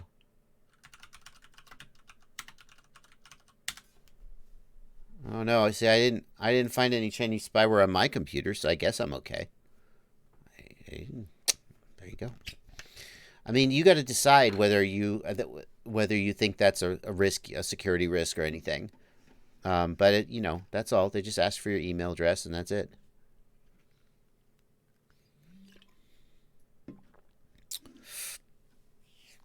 Antonio Stevens Oriolude 97 is looking for a decently priced freestyle frame. I have a section on my website, fpvknowitall.com, about freestyle frames, but I would like to point out this one just came in the mail today, and since they sent it in the mail and it's at the front of my mind, I'll mention the Xylo Freakstyle. It's $40. It's a pretty slick little frame. I mean, how much is there to say about a frame like this, right? It's got replaceable arms, and it's got 2 plates, and it's got standoffs. But it does have this little neat feature, which is this little bumper to help protect the camera. That's pretty slick. I kind of like that. So if you're looking for a budget-priced freestyle frame, there are many you could get. Check it out, fpvknowitall.com. I'm going to actually add this one to my website. I just haven't gotten around to adding it yet. So... worth looking at. Pardon me.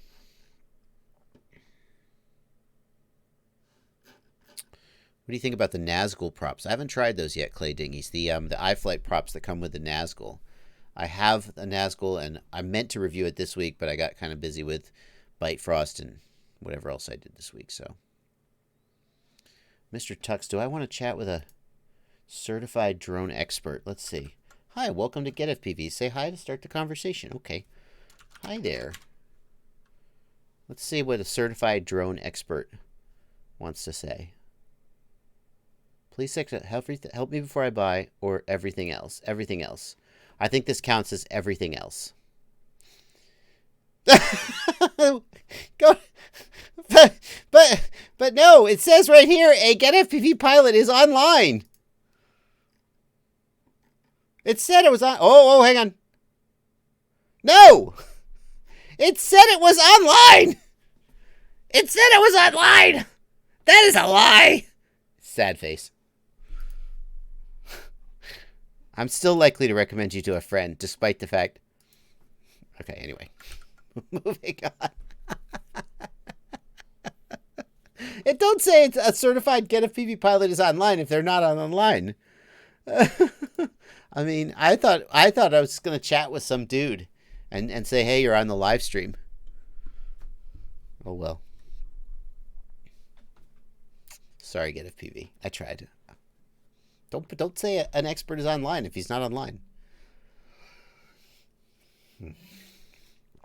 Get FPV is great. I'm sure, I mean, it is 9:30 p.m. on a Monday night. I'm sure if it was business hours, it would be there. They're very responsive. I'll tell you this. They are the only FPV company I know of that has an 800 number you can call and someone will just answer the phone and talk to you about your product. I don't know anybody. When we did Quad Camp there, I was really impressed. They literally just have a guy who's answering the phone all day. And I don't know anybody else who has phone support like that in FPV. So. Well, it was a guy, Ciati. It was a guy at the time that I was there. But it could be a woman.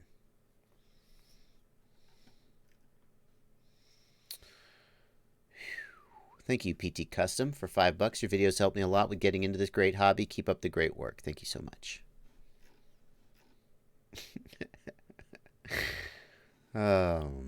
Is Rotor Riot downgrading? Oh, shut up. Jordan Zeal. Sorry, Jordan, but that's my initial my gut reaction. Is Rotor Riot downgrading GoPro footage in YouTube videos in order to boost the look of the DJI systems? No. Give me a break. Give me a break. That's just silly. First of all, DJI will never look as good as GoPro, number one. I mean, no, I shouldn't say never. What I mean is, today, DJI's technology today doesn't look as good as a GoPro, especially not a 7. The Osmo, I haven't tried it. I'm talking about the FPV. Wow, minefield. So there's no contest, okay? And the DJI looks so much freaking better than analog that it's not like you need to give it a leg up. It's just winning. No. YouTube is downgrading the GoPro footage. If anything is making the YouTube footage look bad, it's that. JRB asks again. Let's do it again. Why does Banggood keep selling the X220 with the F3 board and not supported? JRB, you're ignoring me now, dude. You were saying I was ignoring your question. And people were like, hey, here's JRB's question. And I got your question, and I answered it extensively. And you ignored me. JRB. Damn it, JRB. JRB, the F3 board is not supported in Betaflight 4.1, but it still works in Betaflight 4.0. It still flies. It's a working product. Here's the thing. Don't buy it if you don't like it. They're going to keep selling it. Let me show you something, JRB, and everyone else. Come along for the ride.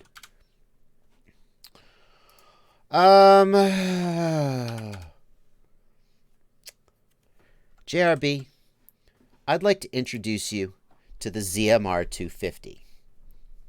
The ZMR 250 is your father may remember this frame. He flew it back in the days when the cowboys roamed the prairies. This was an okay frame once upon a time. No one should buy this frame today for any money. If you gave me one of these for free, I would put it on a shelf and say this belongs in a museum. Banggood still sells it, JR. So, when you ask, how dare Banggood sell the Wizard X220 with an F3 processor? Betaflight 4.1 just came out this week, and it can't run it, but it still runs Betaflight 4.0. How dare they? They still sell a freaking $15 frame from 7 years ago. Just don't buy it. Don't ignore me this time. Okay.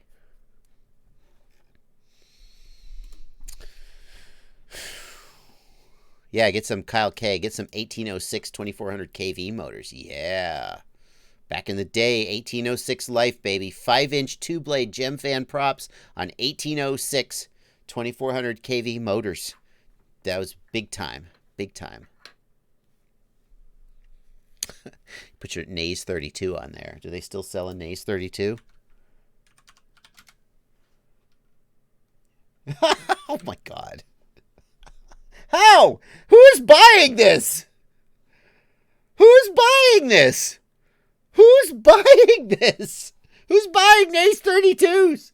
Now, Naze 32s, I'd be mad if they... Why are they selling? Betaflight hasn't supported F1 since like 3.2 or something. They just sell whatever people are buying.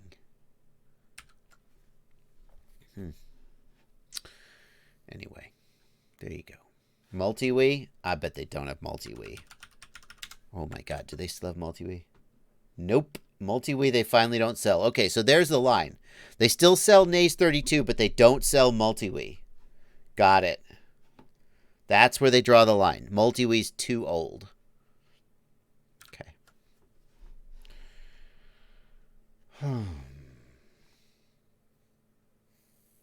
They still sell CC3Ds. Yeah. Should I be conformal coating my stuff before flying? Asks Justin Monar.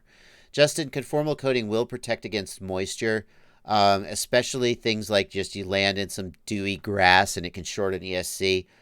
Personally, I don't conformal coat every build before I fly, and it's never been a problem for me yet, but I could be just lucky, especially if you fly in a damp environment or especially if you fly in a snowy environment. then you got a conformal coat. It can save you. But personally, I don't conformal coat every single one. I don't fly in the rain. Yeah. You can't really fly in the rain, I think, because the raindrops block the lens. So I'm looking for a particular question that went by.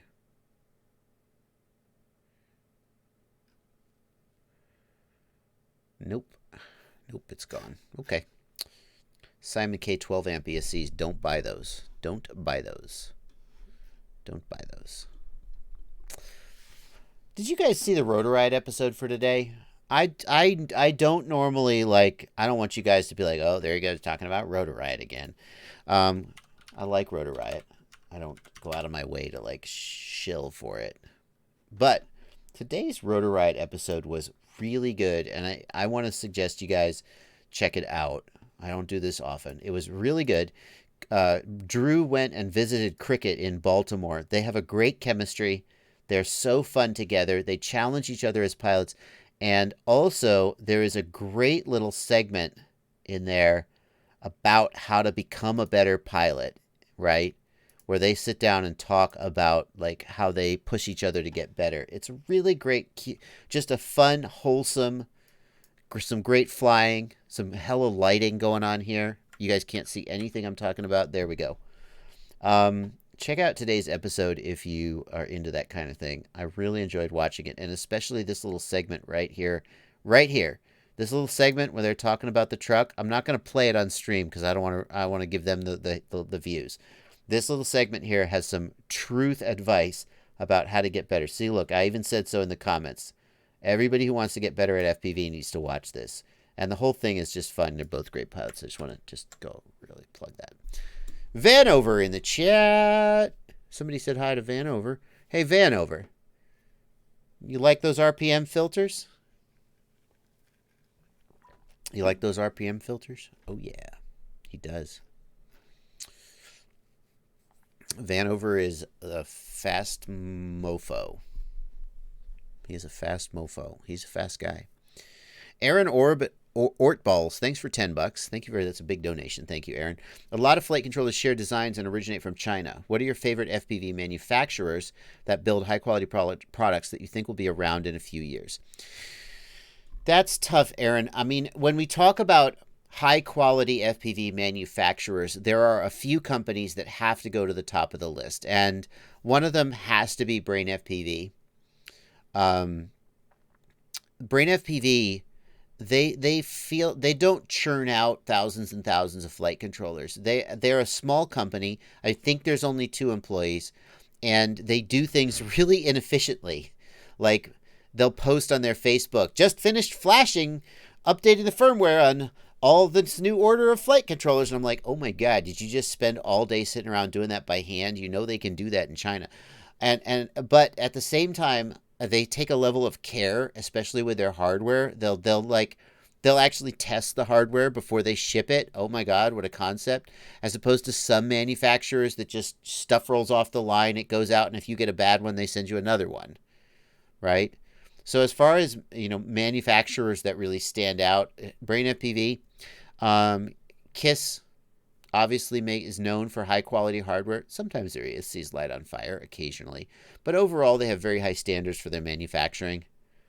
I've been very impressed lately with iFlight. iFlight kind of came out of nowhere with the Zing motors, right, which are really solid motors at a decent price. But then they started making flight controllers. They were one of the first companies to make a flight controller with the dual gyro, other than Clean Flight, Mr. Dominic Clifton, Mr. Clean Flight, SP Racing. He was the first to do it, as far as I know, and they also did it on a little bit of a bigger scale. He's another manufacturer who kind of does things on a little bit of a sort of a smaller, more personal scale. iFlight stands out. I like, in terms of board design, I'm a big fan of Holy Bros flight controllers. I just like that they seem to manage to keep their flight controllers simple and understandable without them being too expensive, and they still have SD cards, which I still like SD cards for black box vlogging. As far as high quality products, though, Like, I can't speak to iFlight because they haven't been around long enough. Holy Bro, their flight controllers are pretty solid. Yeah. I'm going to piss off some people who I left out for not mentioning them. So I should think for 2 more seconds. Newbie Drone actually makes their own hardware, which is pretty rare. These days, 98% of flight controllers are all made by Airbot. Newbie Drone stands out for making their own hardware as far as I know, and they do their own designs. Yeah. T-Motor makes flight controllers. Kind of weird. I don't know who makes them. Is iFlight a sister company to DJI? No, I don't think so. LJFPV. There is a company named iFlight that is a sister company to DJI, but I don't think that's the same iFlight as the one making the motors and the flight controllers. Eric Magard says, you got to shout out your own flight controller. Well, sure. I mean, I try not to shill my own products because it's just transparent self-interest, right? Obviously, I'm not really a manufacturer. My flight controller is made by Airbot. We struggle a little bit with the quality sometimes too. Airbot makes a lot of product, and they're a good OEM, but at the same time, sometimes the quality, you get a bad batch, and like regulators are dropping out for no reason, and you end up replacing the hardware, but you always feel bad if somebody's quad crashed because the regulator crapped out. Like, I would think that would be almost unheard of from somebody like Brain FPV, who, yeah. Aztec Joe wants to know where you can get my motors. Get FPV is the main distributor. Banggood, we ship some of them internationally through Banggood, but Get FPV is, for the 2208s, I don't think Banggood has them yet. So Get FPV would be the place to go. What about Maytech, asks Marley. I like Maytech. Yeah, Diatone I like too. You know, I appreciate it because like a few guys come to the top of my mind, but there's a lot more that I'm going to overlook, and then people are going to get their feelings hurt. A Diatone and Maytech are 2 more that I really like. Maytech has had some hit and miss flight controllers. Sometimes a Maytech flight controller comes out like the CTR. Remember that? Like, I think it was the F405 CTR. That one had terrible gyro issues and was just a complete no-go. Just kill it, burn it with fire, get rid of it. But overall, Maytech, especially if you fly wings and especially if you fly iNav, Maytech flight controllers are really good.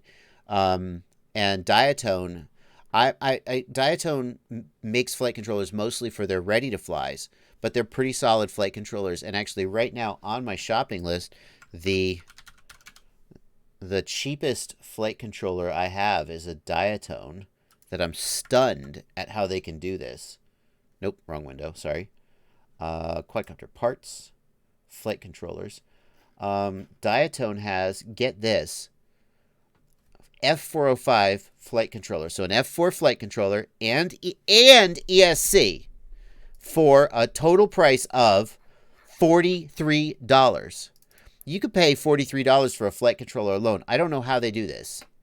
I don't know how they have a flight controller. And if it was anybody else, I'd be like, well, yeah, but it's got to be crap. It's got to just die on you. But Diatone usually has okay hardware, so. Ciotti is reviewing all the micro props at 10 o'clock. I will not be there because I got to go put my son to bed after he stays up to the end of my live stream. I'd like to tell you guys that my son is watching my live stream, you know, sitting by the phone. That's my dad. I'm so proud of him. He's a YouTuber. He's live streaming. He's not. He's up there playing Battlefield Hardline. I'll go up there. I'll be like, did you watch the live stream? He'll be like, no, you were live streaming? And then I'll just go in the other room and just wonder what's going on with my life. Oh, thank you, Vanover. Vanover says I'm so cool, and I'm going to choose to believe he means that sincerely and not ironically.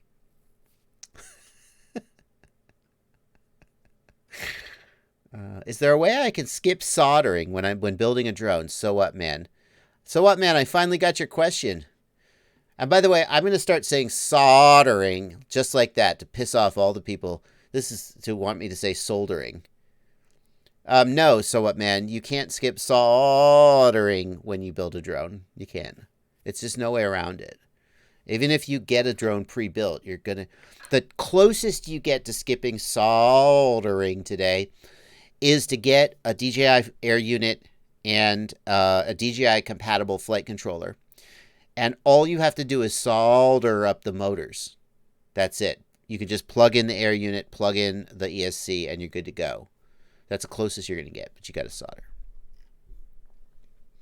Is my son into quadcopters? No, sorry, he's not. He likes video games. He just doesn't like quadcopters. Never. I've tried. He just never gets into it.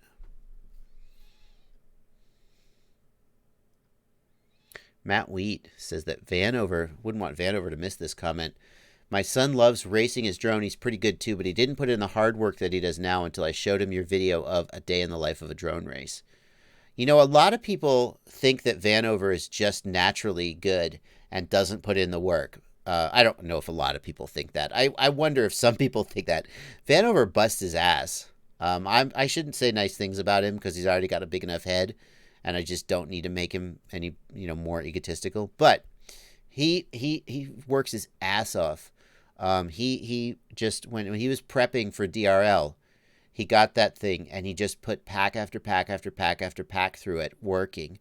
So as much as I would love to sort of tear him down, he talks a lot of shit, but he backs it up, and he's earned every single bit of it. So I guess what I'm saying is, screw that guy. Screw you, Vanover. Will you give me something to dislike about you, okay? Like, there's people out there who are wildly successful, but they just are riding on their parents' coattails, and it's like, he didn't earn it. Nope. He works his ass off, and he's just good. Let's find out. Let's find something to dislike. What don't we like about Vanover? Like, let's take him down a peg. Brigading. Oh. Like License to Drive says, you can't get that repeatable preciseness without putting in the time. License to Drive, I'm not going to name names, but I will say that there are some people out there who have enough natural talent, and Vanover also has natural talent. You don't get where he is without it. But I know people out there who have enough natural talent that they are one of the fastest people you've probably ever seen. And because of that, when it's time to go to a big race, they don't go out and just work their ass off. They're just like, yeah, it'll probably be fine. And they're still fast as hell and still win races, but they could be even faster if they had a better work ethic. So, yeah.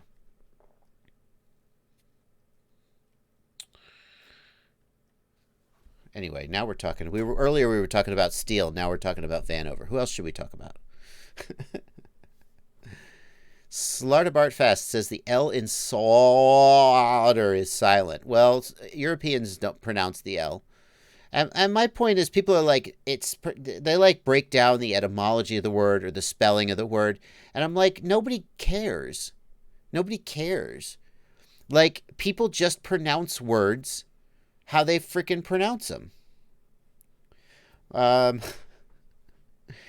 When we moved, my partner grew up in Southern Illinois, and she moved to Atlanta when I think she was in her 20s.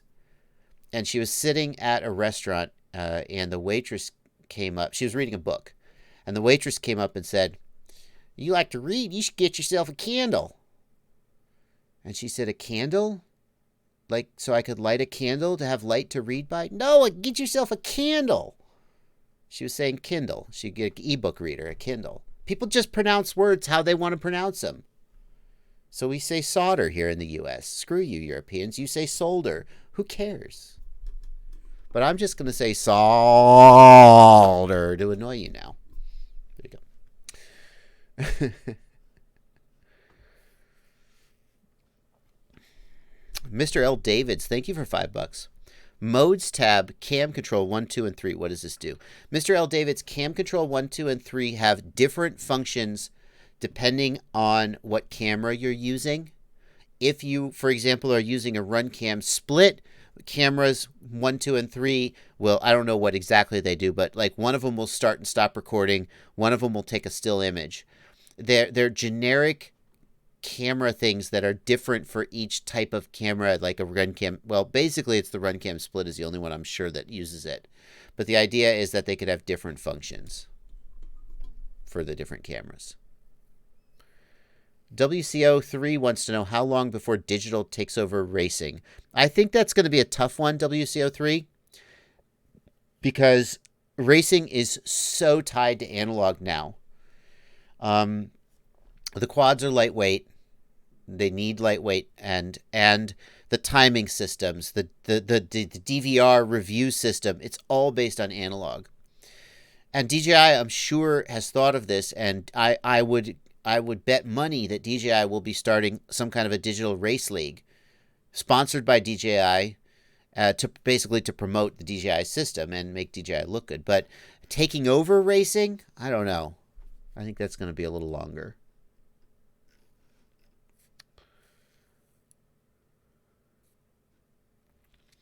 NAPC Junk 1982 in the Discord. Thank you for being a patron, Junk. I got my niece an Inductrix, and it works out great because she can fly it inside whenever she wants. She's gotten a couple other little drones, and I'm going to get her one liftoff and DRL sim for Christmas. Totally agree. Crazy Frog is asking about what's a good quad to get a kid into flying. I think like a Whoop is great. The Tiny Hawk Freestyle is great, but it doesn't have prop guards, so do it outside. But the number one thing to get a kid into flying is to get anybody into flying is simulator. Start in the sim. Here's the thing, though. The kid might be bored by the sim, so but I think the sim. Is it easier? Variance Within wants to know, is it easier to solder a mini quad like a Crazy Bee or a 5-inch? I messaged you about a mini quad VTX issue, but I was never able to solve it. Should I just shelve it and start on a 5-inch? A 5-inch is easier to solder because it's bigger. I think micros are a pain in the ass to solder on. So I think for a beginner, it might be like impossible for you to solder up a micro without damaging it. So yeah, 5-inch is way easier to solder up. Cesar FPV says DJI has at least taken over Rotor Riot. That is true. I mean, the DJI is sponsoring Rotor Riot episodes. That's not a secret. It's at the beginning of every episode. I would like to say though, so just to be clear, what the situation is here, I'm a Rotor Riot cast member. I'm not a Rotor Riot employee, if that distinction makes sense to you. People like Drew and Jeff Orta, Vortex, are Rotor Riot employees. Well, Drew's the president, but he's also an employee. They work for the company. Jeff runs the store, or at least he used to run the store. Does he still run the store? I don't think he runs the warehouse, but he runs the store. So I show up. I shoot episodes with them. I love those guys. They're my friends. I have a great time. I'm affiliated with Rotor Riot, but I don't have a business affiliation with Rotor Riot, if that makes sense. Okay, I am actually literally a Rotor Riot affiliate, but I'm also a Race Day Quads, Get a PV, a Banggood affiliate. I have affiliates with everybody. So I will say this. Rotor Riot is sponsored by DJI, and that's why at the beginning of every Rotor Riot episode now you see sponsored by DJI. But for people, if anybody out there thinks, they're just shilling, the love for the product is so damn sincere. And you can take my word for it or not. I don't care. Drew especially loves DJI. It's just so nice to fly with it. It's so good. So the idea that they're just shilling it's not true. I mean, they are. And furthermore, when I heard that Rotor Riot got the DJI sponsorship, I was like, great. Because finally we'll have some freaking money to shoot some freaking episodes. Normally, it's scrounge for the money to shoot episodes. Hope that the store is doing good. What are we going to do? Oh, we can't afford that. And if somebody like DJI comes along and sponsors episodes, it's like, great. Finally, we can just think, what episode do I want to shoot? Instead of thinking, that's the beauty of the DJI sponsorship for Rotor Riot. Because all you have to do to fulfill a sponsorship like DJI is do whatever the hell you were going to do anyway. Just do it with DJI. Sounds good. So I'm for it. I'm for it. Why do they still fly analog in their videos? Well, the DJI sponsorship doesn't equate to an infinite number of free air units. Most of the guys still have some analog quads just because you get like all the Rotor Riot pilots got one air unit and basically one set, a controller, an air unit, goggles. If you want more, you have to buy them. Like you get like a discount, but you still have to buy them. So, right, it can't just give away free air units to everybody. So you'll see that, and furthermore, there's still reasons to fly analog. I still fly a lot of analog quads because I can't afford air units also for everybody, but also because like everybody else out there, lots of people are still using analog. I don't want to just leave that behind, because when you're using DJI, if everybody else doesn't have it, you're kind of just alone in the corner. If I go to Rotor Riot Rampage or International Open and I want to fly, I don't want to fly a DJI quad because you guys can't see what I'm doing. And I can't see what you're doing if I have DJI goggles, although you can put an analog receiver into them. More on that some other day. So there's still reasons to fly analog. And when you see like the pilots flying analog, that's because analog is still a thing, but DJI is still a thing too. Slaughter Bartfest says you can be shilling and love what you're shilling. That's a tough one. Is that true? Like, what is the definition of shilling? When I think of shilling, I think that you're pushing it just for the money. Like that you don't really believe it. What's the definition of the verb form of shilling? No, I want the verb. How do I get the verb? No, where's the verb, though? Where's the verb? How do I get to the verb form?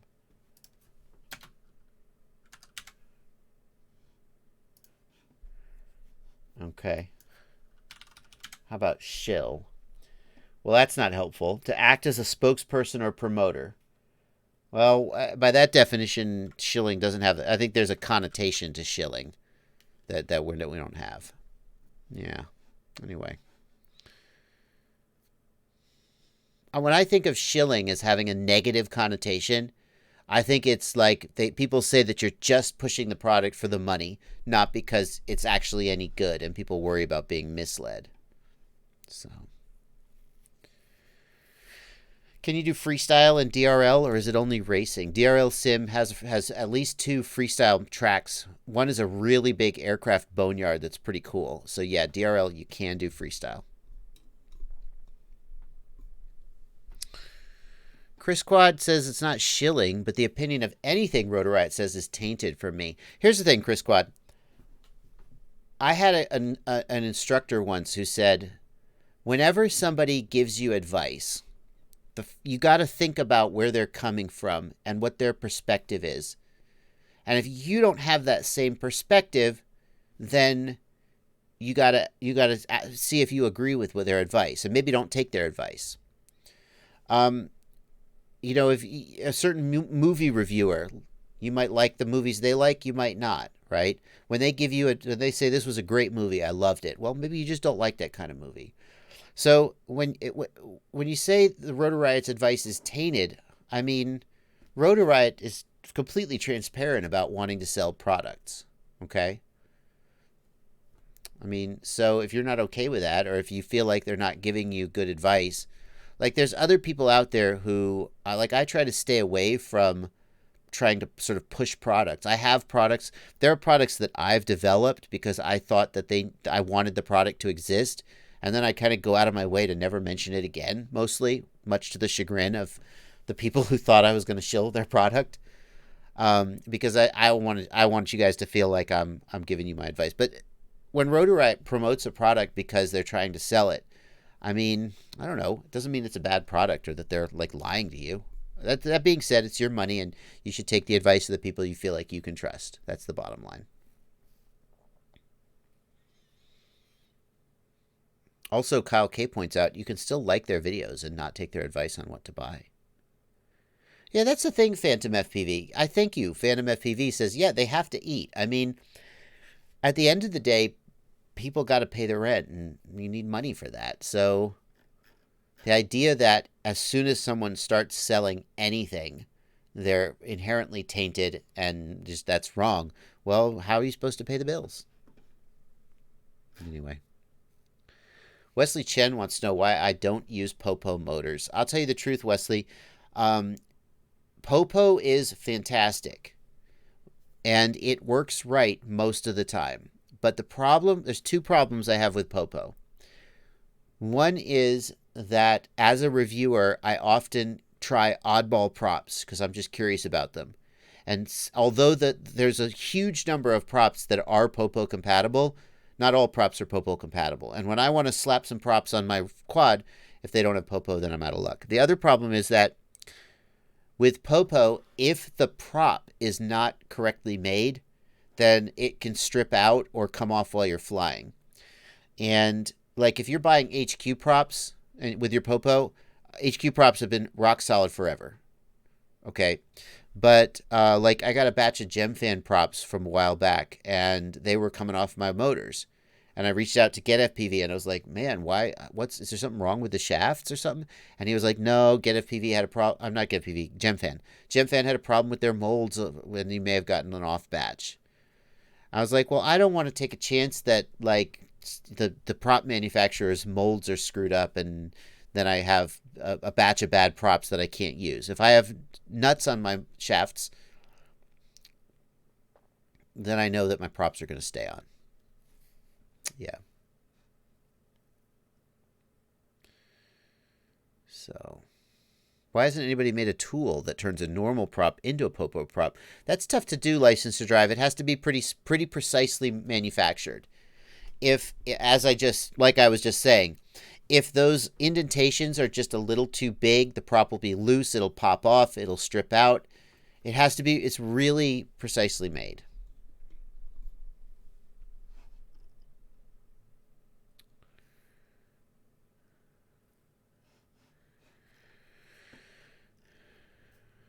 Anyway, let's see here. Phantom FPV, a little while back, you sent me $10 for the love. Thank you, Phantom. I didn't want to miss you. We're coming to the end of the stream, guys. I'm going to try not to go long because Aaron Ciotti is coming on after me on his channel. Aaron, go ahead and post your live stream link if you want to. Aaron Ciotti is going to be... What are you doing tonight, Aaron? Tell us in the chat what you're doing tonight. Maybe he's doing a build. Maybe he's... Yeah, who knows? There's his link. At 10 o'clock, he's going to start his stream.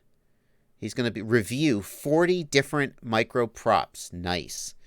That is a great... Ciotti, don't waste that on a live stream. No. That is a great video. That is a clickable video. I reviewed every micro-sized prop. Here's the best. That is a Mr. Beast thumbnail. You gotta milk that, dude. Talk to me later. That's a great video. Well, here's what you should do, Ciotti, in my opinion, my humble. Do the live stream, but then make a video titled... What's it going to be titled? I reviewed every 3-inch prop, and I found the best. What's the title? And the thumbnail needs to be like Ciotti laying on a bed of props or something. And we'll workshop it. That's a great video. You'll get so many clicks with that video, dude. That's so clickable. Oh, that's a fantastic video. Anyway. Ciotti's trying to bump up his watch time so he can monetize his channel. He wants to monetize, but he needs like 4,000 watch hours. How close are you to 4,000 watch hours, Ciotti? Last person to stop touching a 3-inch prop gets $100,000. Now that's a Mr. Beast thumbnail. That's good. I'll tell you what, I don't actually love Mr. Beast's content, but Mr. Beast knows how to make videos that get people to click. You can learn from him. Thank you, Joe Gray, for $5 saying end of stream. Joe Gray goes by Bad Dachshund on my Discord server, and she has pictures of dachshunds. I have a channel on my Discord server called Daily Dog Pictures. It's not necessarily daily, but where is one of Joe's dachshunds? There we go. See? Here's one of her dachshunds. Anyway, there you go. That's what you tuned in for, wasn't it? UAV Tech says YouTube monetization is overrated. Well, I mean, it's not nothing. It's not nothing. Yeah. I mean, it's good to be there. Metal Dirtskin FPV, thanks for $5. If you guys keep no, I have Wesley Chen. Hang on, Wesley Chen. Don't you dare accuse me of not loving cats. Wesley. Look, Wesley. Daily dog pictures, daily cat pictures. See? Everyone gets a channel. Daily dog pictures, daily cat pictures. You can pick. My Discord does not discriminate. Are there replacement lenses for the DJI camera? PB Jelly Drone, you can use a standard M12 lens, but like there's a run cam lens that'll work, but I don't know which one it was. Drew broke his lens on his DJI camera, and he tried several different run cam lenses, and I can't remember which one it was that worked. But a run cam M12 lens, yes, will work. It's just the focal length that has to be right. But I'm sorry, I don't know which one it is.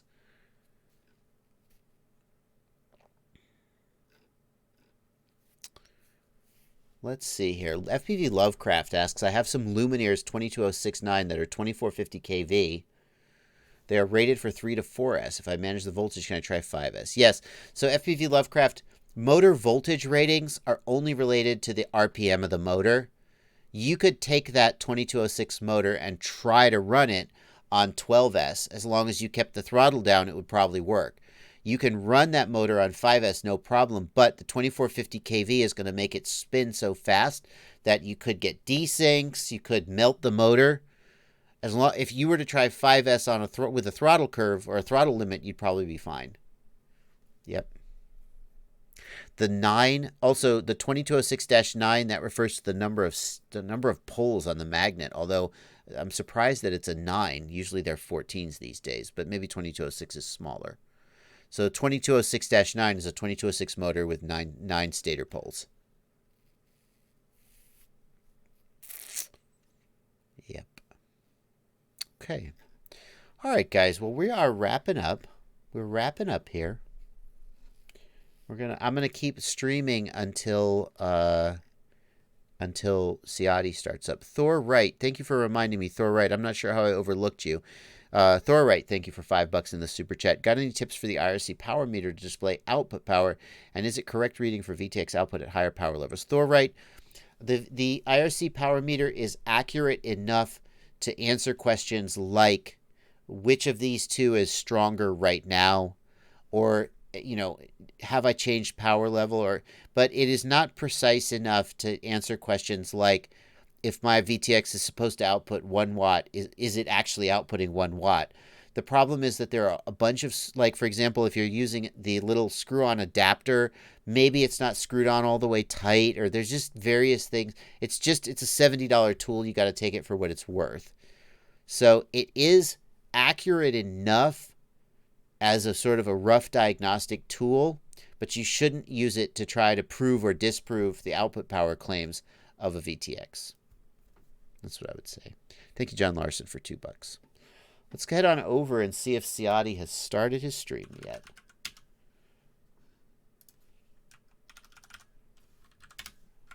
Let's see here. Here's Ciati. 1.87K. What you got going on? No, not yet. Okay. Oh, Ciati going hard. Yep. People have been raving about the Nazgul. I wish I could have gotten to review it this week, but I didn't get to it. Okay, what am I not subscribed to Ciati? Oh, damn. How am I not Ciati? I'm so sorry. There you go, buddy. I don't know how. Here, hit the bell also. I don't know how I'm not subscribed to him, but there you go. He is streaming right meow. There he is. All right, guys. I'm going to let you go. Thank you guys so much for coming out. I'll see you Sunday at 1 p.m. for my next stream. And look forward to more great content this week. But I'm going to let Ciati go do his thing. See you guys next time.